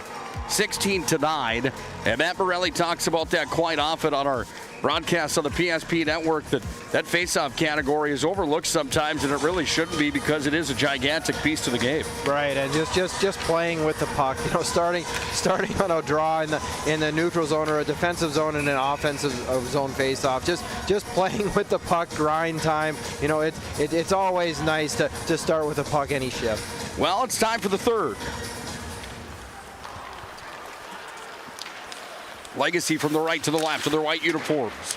Century in the red from the left to the right. We're underway for the third period. Skating 5-on-5, and we're underway now as Rodas will carry in for the Patriots. Throws it out front, comes to Olsen, fires it on. Came back from behind the net, through the goal mouth behind Miller. Tried to hit him from the backside to Rodas, but it's going to be taken here and taken down away to the far side. That was actually Ritter that tried to fire it off of the back of Miller. We exchange possessions now and go back to the other direction. Here for the Century Patriots. Top units on for both teams. Max Vig gathers possession here, and he fires up to center. Ronas with a leading Charlie Vig. He's in on a breakaway. Charlie Vig dekes once, twice. The stop from Miller. And then Johnson clears it out. Puck comes back away down to the Century Patriots. Here's a drive. Comes away. Turning towards the net. Firing it at the goal. Knocked down there. The opportunity for Brubakken. It's Charlie Vig in the slot. Comes back away here to the near side. And now it's the Patriots that continue to scrum for it, but it's Legacy that's got possession. They throw it up off the glass. Skating off the ice, gingerly Ben Leduc took that shot from his own defenseman, I believe there, Dave, and he's in some pain on the Century bench. Yeah, a little bit of friendly fire there. That it hurts where there's no equipment. I feel sorry for the kid. Charlie Vig's got it again. Offensive zone, drop back to Ben Kipe. Kipe sent it away. Now it's going to be taken by Gage Martel away to the near side wing. At neutral for Mitzel. He dumps it down. Max Vig handles here. Max Vig's got it. He's hounded by 2 Sabres. And out with it come the Sabres. Gage Martel takes it here.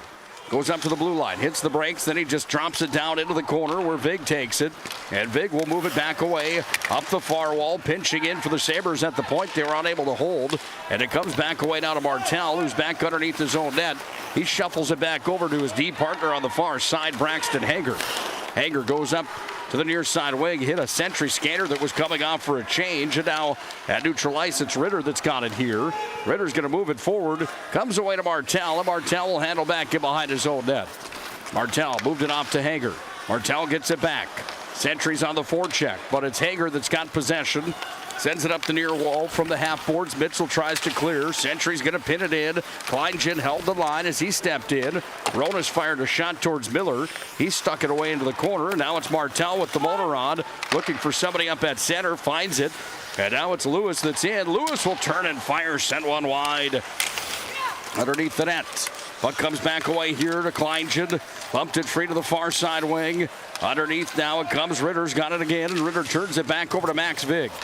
Vig trying to clear the zone. He does. Vig's going to skate up forward. Max Vig over the blue line. 3-on-4 here for the Patriots. Fired in. That one hit the side of the mesh of Miller. And it's laying down in the corner where Johnson's in after it. But Olsen won the battle there. And Olsen freed it. But now it's the Legacy Sabres that have possession. Up at center they come. Taken again here by Sentry. They dump it into the zone, but it's Johnson, the All-West Region player, up to center. Transition game is on, and the Sabres are in. Here's a drive. That one missed. Underneath the net it comes, and it's going to be taken here by Carter Heck, trying to move it free here on the near side. Coming into the state tournament, Legacy went 9-1 in their last 10, coming into the big dance. Their only loss of that 10-game span was a 1-0 defeat to the hands of Minot on their home ice. Talk about a good hockey game that night for the Magi and the Sabres. Those are my favorite games, those low-scoring games like that. Charlie Vig's in with it. Charlie turns towards the net, all twisted wrister, and Miller goes down. He's going to hang on to it. Well, Nick, we went about a 3-minute stretch there without a whistle, but a great save early from Miller on Charlie Vig. His brother Max does such a great job with that first outlet pass coming out of the zone. He found Caden Ronas, who then tic-tac-toe passed it right to Charlie Vig in alone on Miller, and Miller made a big save early in the period. I was going to mention that about 3 minutes ago, but we didn't get a whistle. Butts has it here in the offensive zone. Don't you like gameplay like that where it's back and forth, up and down? Like a men's league game here. Right? It's much cleaner than the second period. Kind of like the first. Beasley's got it here at the goal line. Offensive zone. Beasley spins it back to the point. Oh, he tried to feed it up to the line to Sam Stanton, but it comes all the way down. Then Miller's forced to play it. He just launches it to the far blue line where he connected with Butts. Nice play for Miller to throw it up onto the tape for Marcus Butts, but now it's the Patriots causing trouble here on the Legacy Sabres at neutral ice, and out with it comes Ritter. He goes back over to Ronas. He fires in. Stick save there from the netminder. Miller underneath the net it comes. Tied up down and deep. Back behind the net. Ronas has it here. Sent up into the Legacy bench. Touch Braxton Hager on the bench, and a stop of the play here with 12:15 to play in a 1-1 third period. This third period brought to you in part by Jersey Mike's Subs. Vote for this week's Jersey Mike's Player of the Week on the PSP Network. Jersey Mike's is a sub above. Off the draw, glove side of Tyler Miller. Comes down to the half wall. Ronas has it. From the hash mark out to the center slot that came off the hands of Kleinchen, the D-man, and it's going to go back up now here to Gage Martell up to center ice. Here come the Sabres into the zone. Josiah Will with a big shot save. Rebound, that one sent wide. Opportunity was there for Will, who had a big WDA hockey tournament.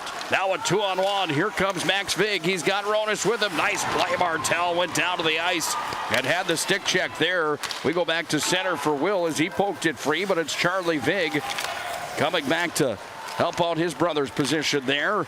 And it comes back away down to Ritter, who's just going to dump it down and peel off for a change. Good opportunities on both sides here in this game. Yeah, absolutely. And then you've got that last 2-on-1. You've got two region defensemen going basically 1-on-1 there because you knew Vig was going to probably either shoot or pass late, and Martell kind of guessed right with a pass late there and broke up the play for Legacy.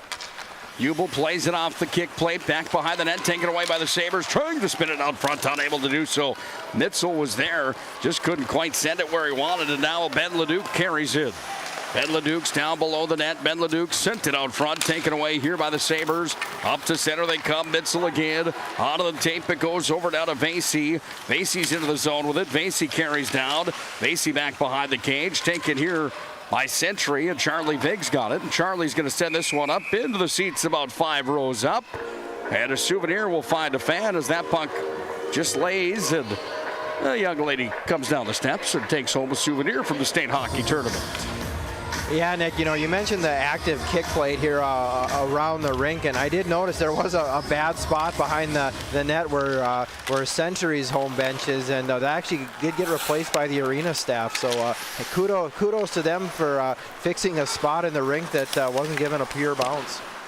Puck comes back away down to Astle. It's a good eye, Dave. Puck comes back away down here to the Sabres out in front of their own net. And the puck's taken here. Legacy goes back up to center. Beasley's got it. He just sends this one in. Jubel's going to play it to his glove side. Came to Kleingen. Kleingen went down. He went face first into the wall. He's okay. He's back up now, and he's got it here where he reverses to his partner, Max Vig. Vig handles it behind the net. Tried to go up the no zone again. Vig was turned over there. Shot came in. Walker saved from Jubel. You don't see Max Vig make many mistakes on the blue line here for the Century Patriots, but that could have been a deadly one. Puck comes back away at the half wall. Butts is out with it. Sends it across far point. Martel at the line. Tried to whistle it forward. Diving in the way of that one was Ritter. Nice play from him to eat that one. We go back to Braxton Hagers up through center. Hager's going to cross over the blue line. He dumps it down into the zone, but it's Max Vig that takes it. Vig sees the open man on the far side. That's Ritter who streaks in. Ritter in traffic. Ritter's going to be hauled up on the play. Century fans want a call. They're not going to get one. Comes to Vig up top. And the puck comes back away here at the line. Sent in. Vig save. Rebound loose in front. Taken by the Sabres. Should have been a call or good no call. I don't know from our angle here. It just looks like two kids battling there on a play going to the net. And in that situation, it looked like Ritter had lost possession of the puck. So maybe trying to call a penalty there. Getting a penalty called there too, losing his feet. But good no call in a 1-1 game in the third period. 9:06 left here in the third. We had TV timeouts yesterday that played a factor in those quarterfinal games. No statewide TV here today for the loser round play here at the state hockey tournament. So you don't get those two timeouts that you did yesterday. That plays a little bit of a factor as well. Absolutely. Just being able to save legs of your first and second line and, giving them one or two more shifts a period makes all the difference in a game where you might not be the more talented team. Brubacher's in with it. Brubacher backhander. Suited just wide of the cage on the blocker side. And now up to center. Here come the Sabres again. Tape to tape, then it's dumped into the zone from Will. In on the forecheck here was Souther, but it's freed by Kipe, and Ben Kipe's got possession. Kipe goes up through the neutral ice zone. Right at the Legacy blue line, it's taken away. Goes off of a Century skater there. Gabe Dawson tried to move it ahead, but it's Martel that gathers now. Martel goes cross ice where he connects here. The passing in this game has been impressive from both of these teams. On the tape and hard passing here today that we've seen. Astel's going to intercept now. Comes back away here to Luke Butts. He moves it free now to Martel. Martel away to the near side wing. Up top it comes. Beasley here on the near wall. If you had to go 3-on-3 in this hockey game and you had Ritter with the two Vigs against Beasley, Butts, and Martel, that would be an entertaining session, wouldn't it? That might end pretty quick, though. One of those teams with guys would find a way to score. Comes down and deep for Beasley. Beasley out front, sends it in. Oh, Butts on the doorstep. He shoots and scores. And really, Nick, just a turnover in the corner down low for Century. Tyler Kleingen loses the puck to Vesey, and Vesey gets the puck to a goal scorer right there. A nice little chip in front play by Butts, and Legacy kind of what we talked about, getting the puck deep and going to work, creating turnovers, makes it 2-1 with 7:35 left in the third period. Second goal of the tournament for Marcus Butts, coming at just about the halfway point of this third period. We're going to listen in for the official goal call and the scoring summary, but it's Butts with his second of the tournament. He's got another point here today, and Marcus Butts, wow, what an impressive year. Let's listen in. Number 15, Marcus Butts, with an assist to number 23, Drew Beasley. That's Butts from Beasley. Sabres goal time 9:25. Butts and Beasley in on the goal. Then there's a scrum in front of the Legacy net after a Tyler Miller save. It was Ronas that got together with the D-man that I don't have the number of yet. It ended in a WWE slam on Gage Martel, and both are going to go to the sin bin here. The replay up on the video board. Dave, walk us through what happens here. Now that's actually not the replay. I apologize. Well, actually just a really good response shift by Century. Getting some grind time low and getting the puck to the net. Miller was forced to make a save. A good play by Caden Ronas. Really nothing to lose there. Get to the paint and try to find a loose puck. And he and Martel got together, and now they're sitting in the box serving coincidental roughing penalties. Puck comes away down to Vig. He's got it here. Talking about the season for Marcus Butts, 43 points coming into the tournament. And 3 more for him, 46. In the state of North Dakota here in his junior campaign. He's a player that's going to be looked upon next year to put up some big-time numbers. Anytime that you could score 45 as a junior, you're kind of expected to be around 60 maybe as a senior. Absolutely, and the thing that creeps into your mind as a hockey fan in the state of North Dakota is when these underclassmen have such good years is, boy, I really hope to see them back in the state their senior year. Will the Bismarck Bobcats take him? Will the Minotauros take him? Does he go to Fargo? Will he leave is the big question. Out in front, coast to coast, down on the backhand bend. LeDuc puts it in, and we're tied at 2. And there's a situation, Nick, the best offender from the Legacy Sabres is sitting in the penalty box serving a coincidental roughing penalty, and just really a great rush by LeDuc there on his, going in on his strong side wing, getting into his backhand and beating an all-region goaltender with under 7 minutes to go here in the third period. 9th goal of the year for Ben LeDuc. Century scored first, Legacy scored the second and the third goals. Century scores the fourth, and it's Ben LeDuc that ties the game up at 2-2 as the Legacy Sabres come back in with another opportunity in this run-and-gun game. We'll listen in on the LeDuc goal coming up in just a moment. Meanwhile, Century's back in with it. This is Regal on the near side. Down in deep, offensive zone, back to the far point. Here's a drive and a save, rebound out front. Number 9, Caden Ronas, 2 minutes for roughing. And on Bismarck Legacy's number 38. Thought we had the goal call coming there. We do apologize. Meanwhile, Butts is back in, and Butts has it here. Butts shuffles it back on front, taken by the Patriots. Comes away in the neutral ice territory. Comes away on the near side wing. Scoring. Here we are. For Bismarck Century, number 10. Meanwhile, 2-on-2 coming for the Sabres. Here's a drive, top shelf. Oh, he scores! Strider McMahon on the near side wing. Beat Ubel on the high blocker side. Right where Grandma keeps the cookies.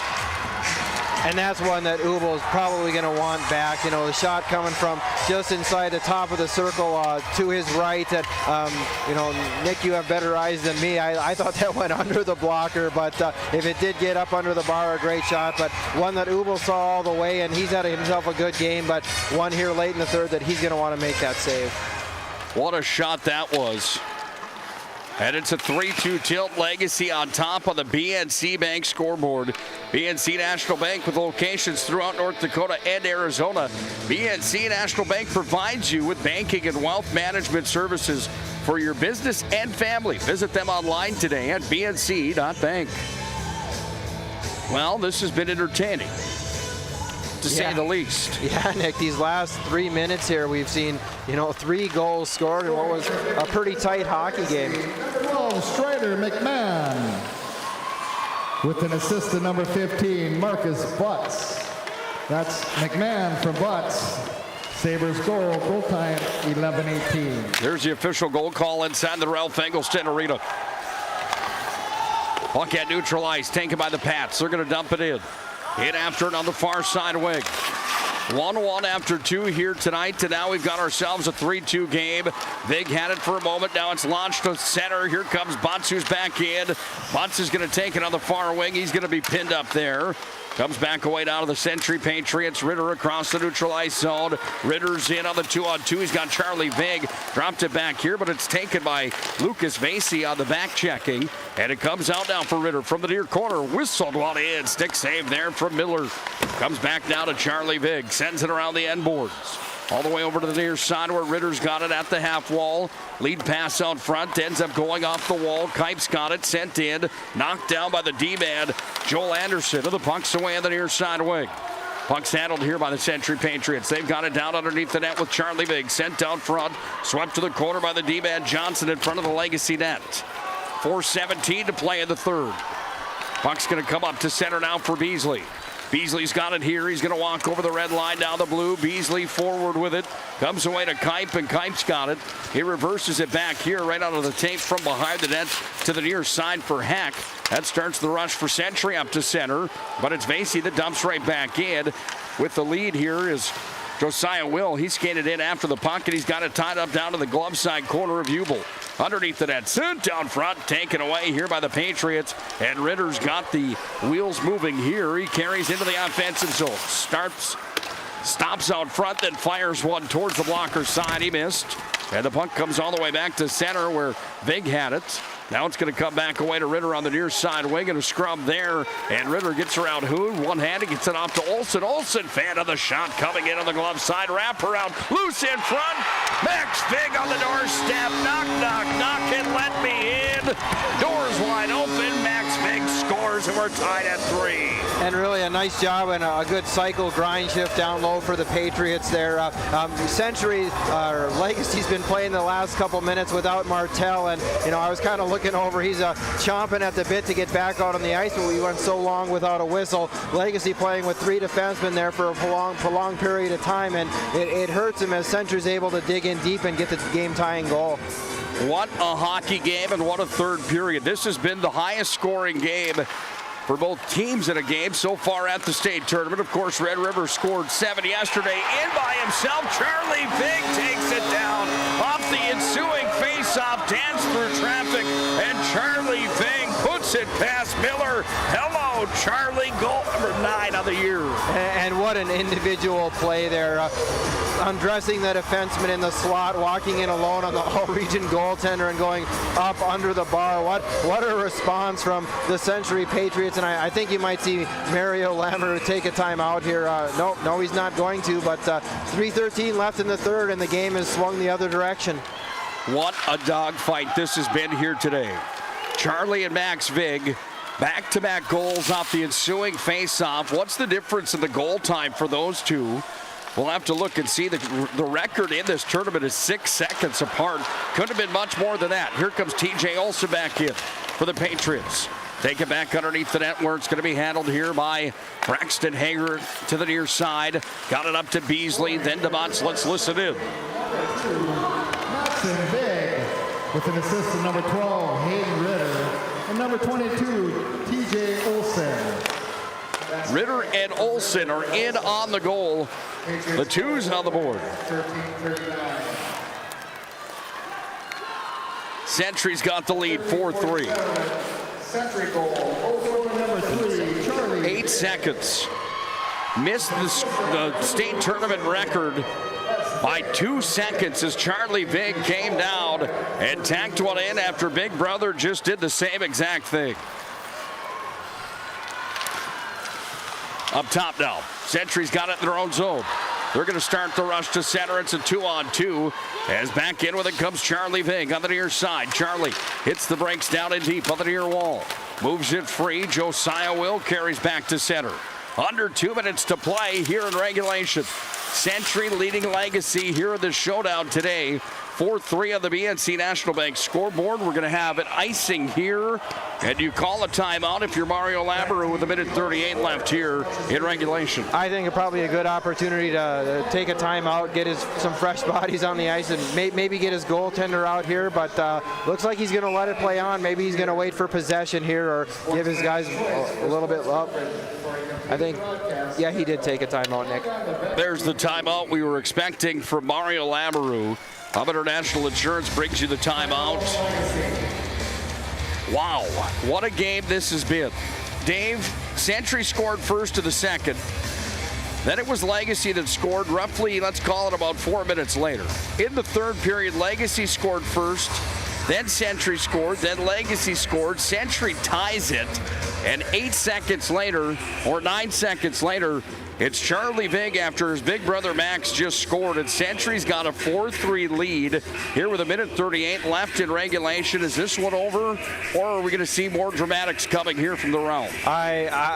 Knowing Mario Lamoureux, drawing up an offensive zone face-off play right now, probably going to involve Butts and Beasley. I'm sorry. Really, I'm anxious to see if he's going to get his goaltender out of the net right away, or maybe wait till they have possession to get him out. kind of, that's really basically the kind of like some coaches like to get him out as soon as you can. Some coaches say, I want possession before I add that extra guy, add that extra variable into the offensive zone. So let's see what he's going to do here. And looks like he's throwing 6 out there right away, Nick. So he's using the opportunity to get his goaltender out of the net. Dave, I know you've got a game to coach in the semifinals. You'll probably take off right after this contest is over, I would have to guess, to get down to the locker room. If that is the case, partner, what a game this has been working with you here. Absolutely love it. Empty net here for the Legacy Sabres. It's Century that wins the draw. They carry it down into Legacy territory, and now it's Beasley that moves it free. They dodge a bullet. The Sabres do. They carry into the offensive zone. Comes back here. Vig's going to launch this one up to center. Rolling puck comes all the way back down. Jamison Johnson's got it here now, and Johnson moves it free back to center, sends it in. Will it be an icing? It is. 1:11 left in regulation here. It's Nick Holberg and Dave Wilson on the call. Here from the Ralph Eggleston Arena. Big thank you again to Tyler Hagan for being here, taking game action shots again today. Those pictures brought to you by Bullet Transmission in the Magic City. Got the camera ready right now. Somebody's going to be celebrating here in a minute 5, or will we see a celebration before that time? Miller's back in the net for Legacy as Martell regathers back in behind his own net. They need to hurry now as it's going to be taken by Johnson. Lead pass too far in front of Butts on the far side, taken by Ronas. He'll dump it back in. 47 seconds to play in regulation. The Vig brothers are the heroes right now here for Century. Beasley carries in. Offensive zone. Beasley walks down. Fire save. Rebounds out of the net. Tucked away there. Comes underneath the cage. Bump back up to the line. 30 seconds to play. Puck comes across the blue line. Held in there. Ritter's got it. Ritter's going to take it up off the glass. He's going to roll it down. Will it get to the end line? It does. Just about 10 feet in front of Ronas, who tried to track it down. 21 seconds left in the third. Excellent opportunity out front for Beasley, but Hoyt Jubel stood tall. Right, and just a great opportunity for Legacy with a great zone entry by Beasley. They got the puck right to the top of the crease, but I think the puck bounced on him a little bit, hopped over his stick, wasn't able to get a great chance in on the goaltender Jubel. Puck's handled here at the line by the Sabres. Now it's Vig that's got it. This is Max Vig underneath the net. Shoveled across to the far side. Tying it up down and deep on the wall is Leduc. 5 seconds to play. 4 seconds. 3 seconds. 2. Century Patriots are going to end the West Region champion season. And Legacy falls here today to the Century Patriots in a thrilling contest at the Ralph Eggleston Arena. Partner, what a game that was here today. That had everything and more. Right, just a great last 5 minutes of that game. And, maybe not a coach's nightmare a little bit with some loose defensive play, but, a win for kind of big brother, you could say. Bismarck Century, the program that's been there around and saying, hey, you know what, Legacy, you're not going to get your first ever state tournament win against us. 2-0 at the state tournament for the Legacy Sabres. Look at these Bismarck kids as they come to center ice. This is one of the longer handshakes you're going to see at the state tournament as they take plenty of time. And look at the captain, Max Vig, making sure to show his respect to his crosstown rivals here today. Right, absolutely. And, competitors on the ice and competitors with crosstown, the crosstown high school. But, when they take the helmets and the skates off, these kids are all friends and they can talk about it afterwards. Max Vig and Butts had quite a conversation there. Marcus Butts had quite a game today as well. So did Vig. They salute each other at center ice. Do we have you for the post game, or do you need to go to the locker room? No, Nick, we've got some time here. Puck face-off for Red River, and the Mustangs starts at 5:30, so we do have some time. We got plenty of time to talk this one over. Let's do it up right then. Planning Team Financial Advisors, Shots Crossroads postgame show comes up next. It was a thriller at the Ralph. They're still shaking hands down on the ice surface. Legacy and Century with one heck of a hockey game here today. And the Century Patriots find a way with Ben Leduc, the Vig brothers. Who else got one for Century? It was Leduc, Charlie, and Max Vig here in this third period. Butts had one of them. The other one belonged to Strider McDan from Butts. What a game that was. 1-1 after 2. It ends 4-3. 7 goals scored here in this hockey game. We'll have the full recap coming your way on the Planning Team Financial Advisors Shots Crossroads postgame show. It all happens next. Join us for that. Tell you how Century kept their season alive with win number 16 on the year. This presentation on the PSP Network is proudly brought to you by Legacy Financial Partners, the Bone and Joint Center, Ask Fitness, Thompson Larson Funeral Home, First Choice Physical Therapy, The Hoopster, KX News, Century Eyewear, 701 Realty, North Country Sportswear, Morelli's Distributing, Qdoba, Jersey Mike's Subs, Nathan Stremick Signal Realty, Eyes on Burdick, Chuppy Health, Subway, The Beaupre Law Firm, Minot's Finest Collision Center, State Farm Paul Siebert, Minot Hockey Boosters, Prestwich Orthodontics, Hub International, The UPS Store, Planet Pizza, Northern Plains Heating and Air, Roger Ward Moving and Storage, Ackerman S. Fold, Premier Chiropractic, Vibeto Orthodontics, Dakota Community Bank and Trust, Jerome's Collision Center, Tires Plus, First Western Bank and Trust, Jobbers Moving and Storage, Sport Clips, Shots Crossroads, Planning Team Financial Advisors, ServPro, BNC National Bank, Shields. Make sure to like and follow PSP Network on all social media platforms. PSP Network, it's game day. Whether you're looking for a full-service financial plan or planning for farm or business succession, Planning Team Financial Advisors is here to help you work toward achieving your financial goals. With locations in Bismarck, Garrison, and Center, our full-service team of professionals are dedicated to helping you work towards achieving your financial goals. Visit us online, planningteam.com. Securities offered through LPL Financial, member of FINRA and SIPC. Investment advisory services offered through New Edge Advisors, LLC, a registered investment advisor. New Edge Advisors, LLC, and Planning Team Financial Advisors are separate entities from LPL Financial.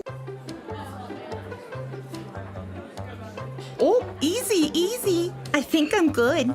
You got my good side, right? Not too many lights. I don't want to get fried before my time. Oh, it's egg-tastic. You never know what dish you're going to end up in. My dream dish is a 99. It's so popular. Me and a fellow egg tag teaming with some crispy golden hash browns. Have you seen those hash browns? Those guys are shredded. Throw in some diced ham, onions, and melted cheese. Oh, it's a party for your taste buds. Oh, here comes Chevy. Hold on, Chevy.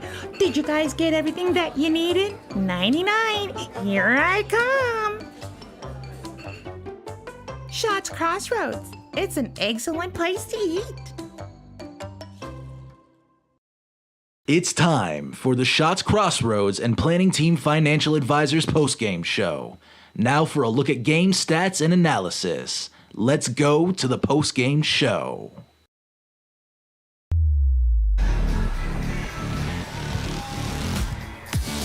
"83 minutes away from the start of the semifinals for North Dakota High School Hockey in the year 2023.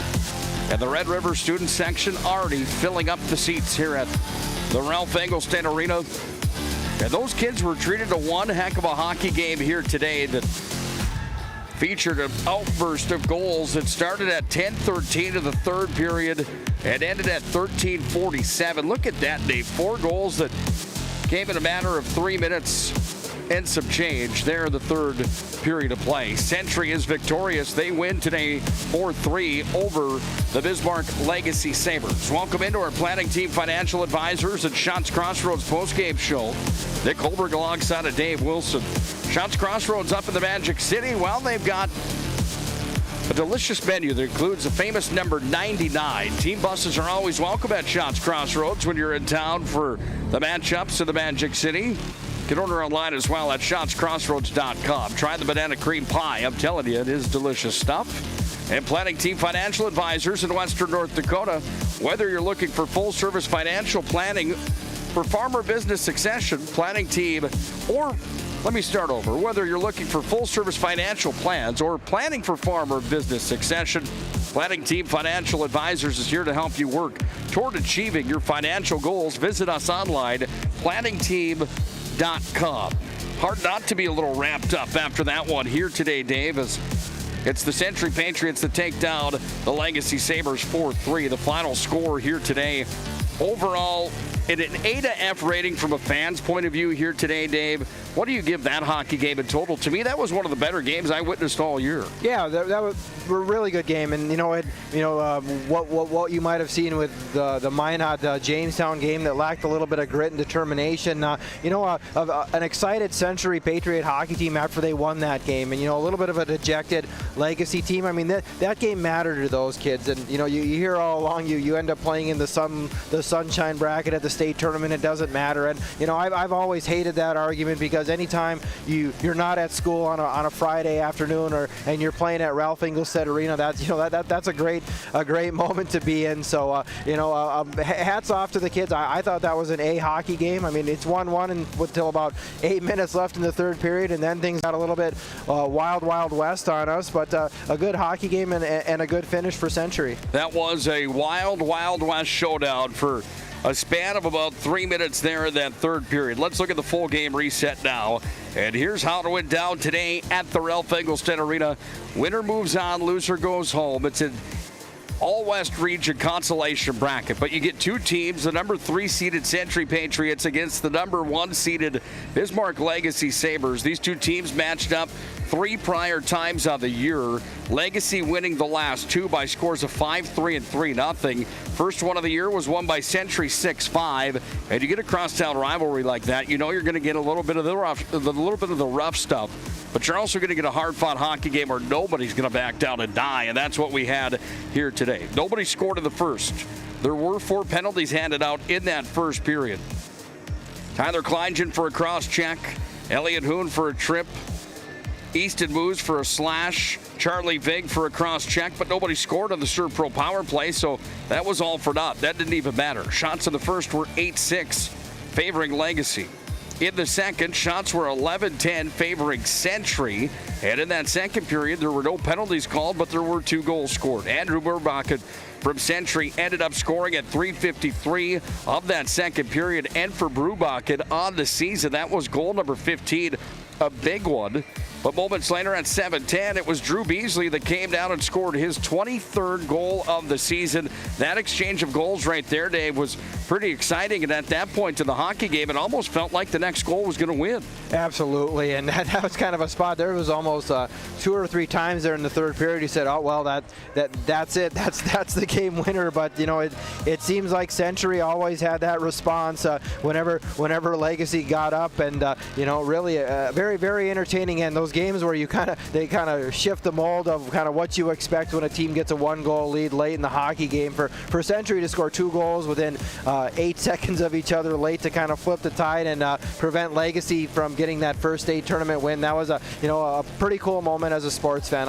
I'll never forget this hockey game just from the battle it was, and how the kids left it on the ice in a situation where they're not going to win a state championship, but they're still playing hard. They certainly did. We go into the third period, and Caden Aronis was in for roughing along with Gage Martell, and when Martell was in the box, that's when Ben Leduc scored for the Century Patriots, and Ben Leduc ties the game up for Century. Ben Leduc scores that goal, and on the season for Ben Leduc, that was number 9 on the year. Moments later, that goal came at 10:13, Dave. At 11:18, it was Strider McMahon for Legacy from Marcus Butts. And Legacy took the lead back at that point to this hockey game. Or no, they tied it back up at that point to this hockey game. They took the lead back, at that point. because moments later, it was Century's Maxon Vig that tied the game on the assist from Hayden Ritter and TJ Olson. And Max Vig continues to be an impressive young athlete in the state of North Dakota.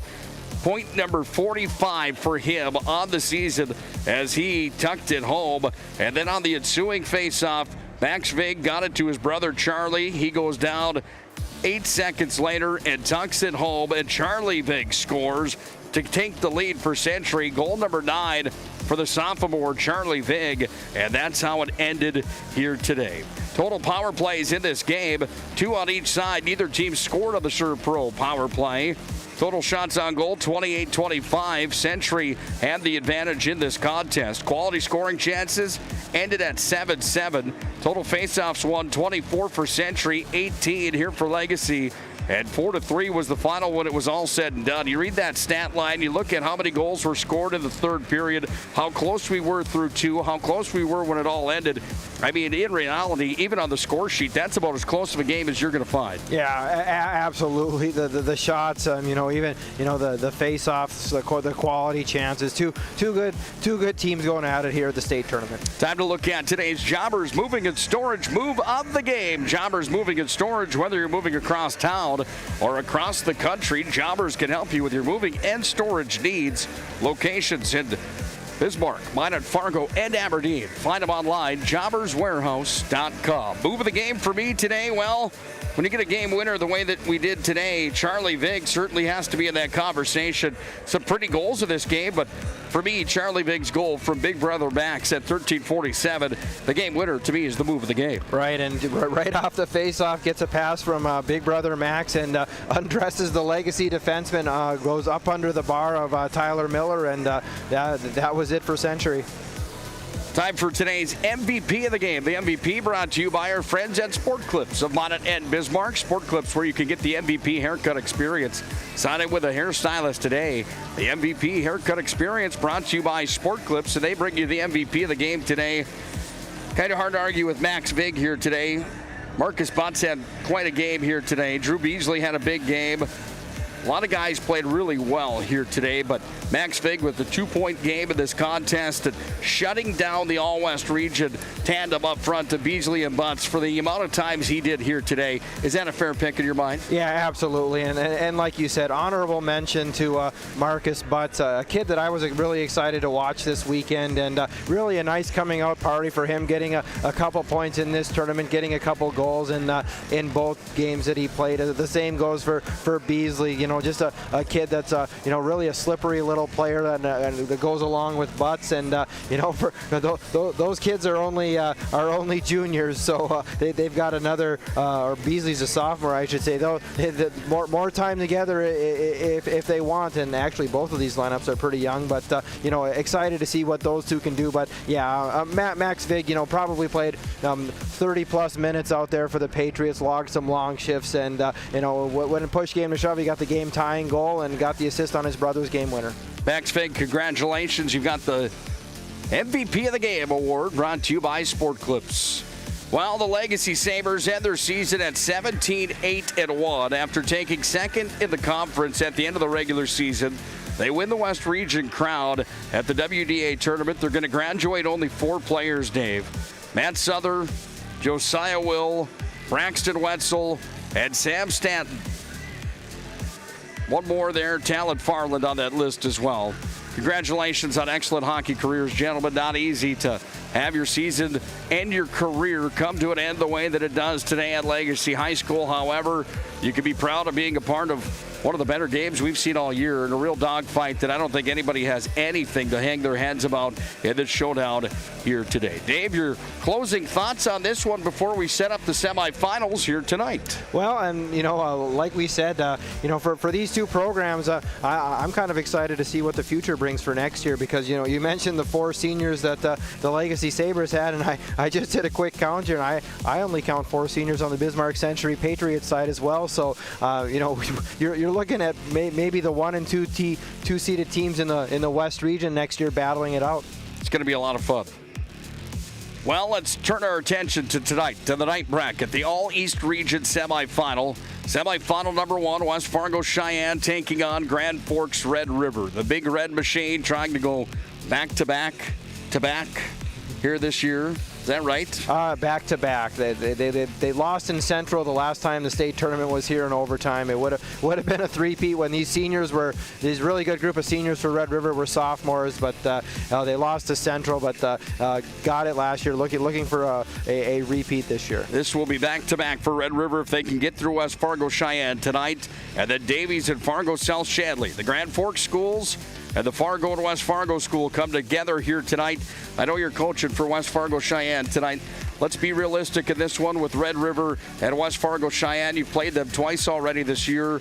Is there a reality that West Fargo Cheyenne can upset the Big Red Machine here tonight? Yeah, I mean, it's you put the pads on and play for a reason. I think one thing that will really help us will be the TV timeouts and limiting some minutes on our top two lines and getting them a breather, at midway points of the period. And honestly, the ice hasn't been great here the past couple days. Bouncy pucks. It's really tough to connect on consecutive passes here without the puck skipping a little bit. So I mean, honestly, that plays to Cheyenne's advantage, I think, and it's something that we're going to use.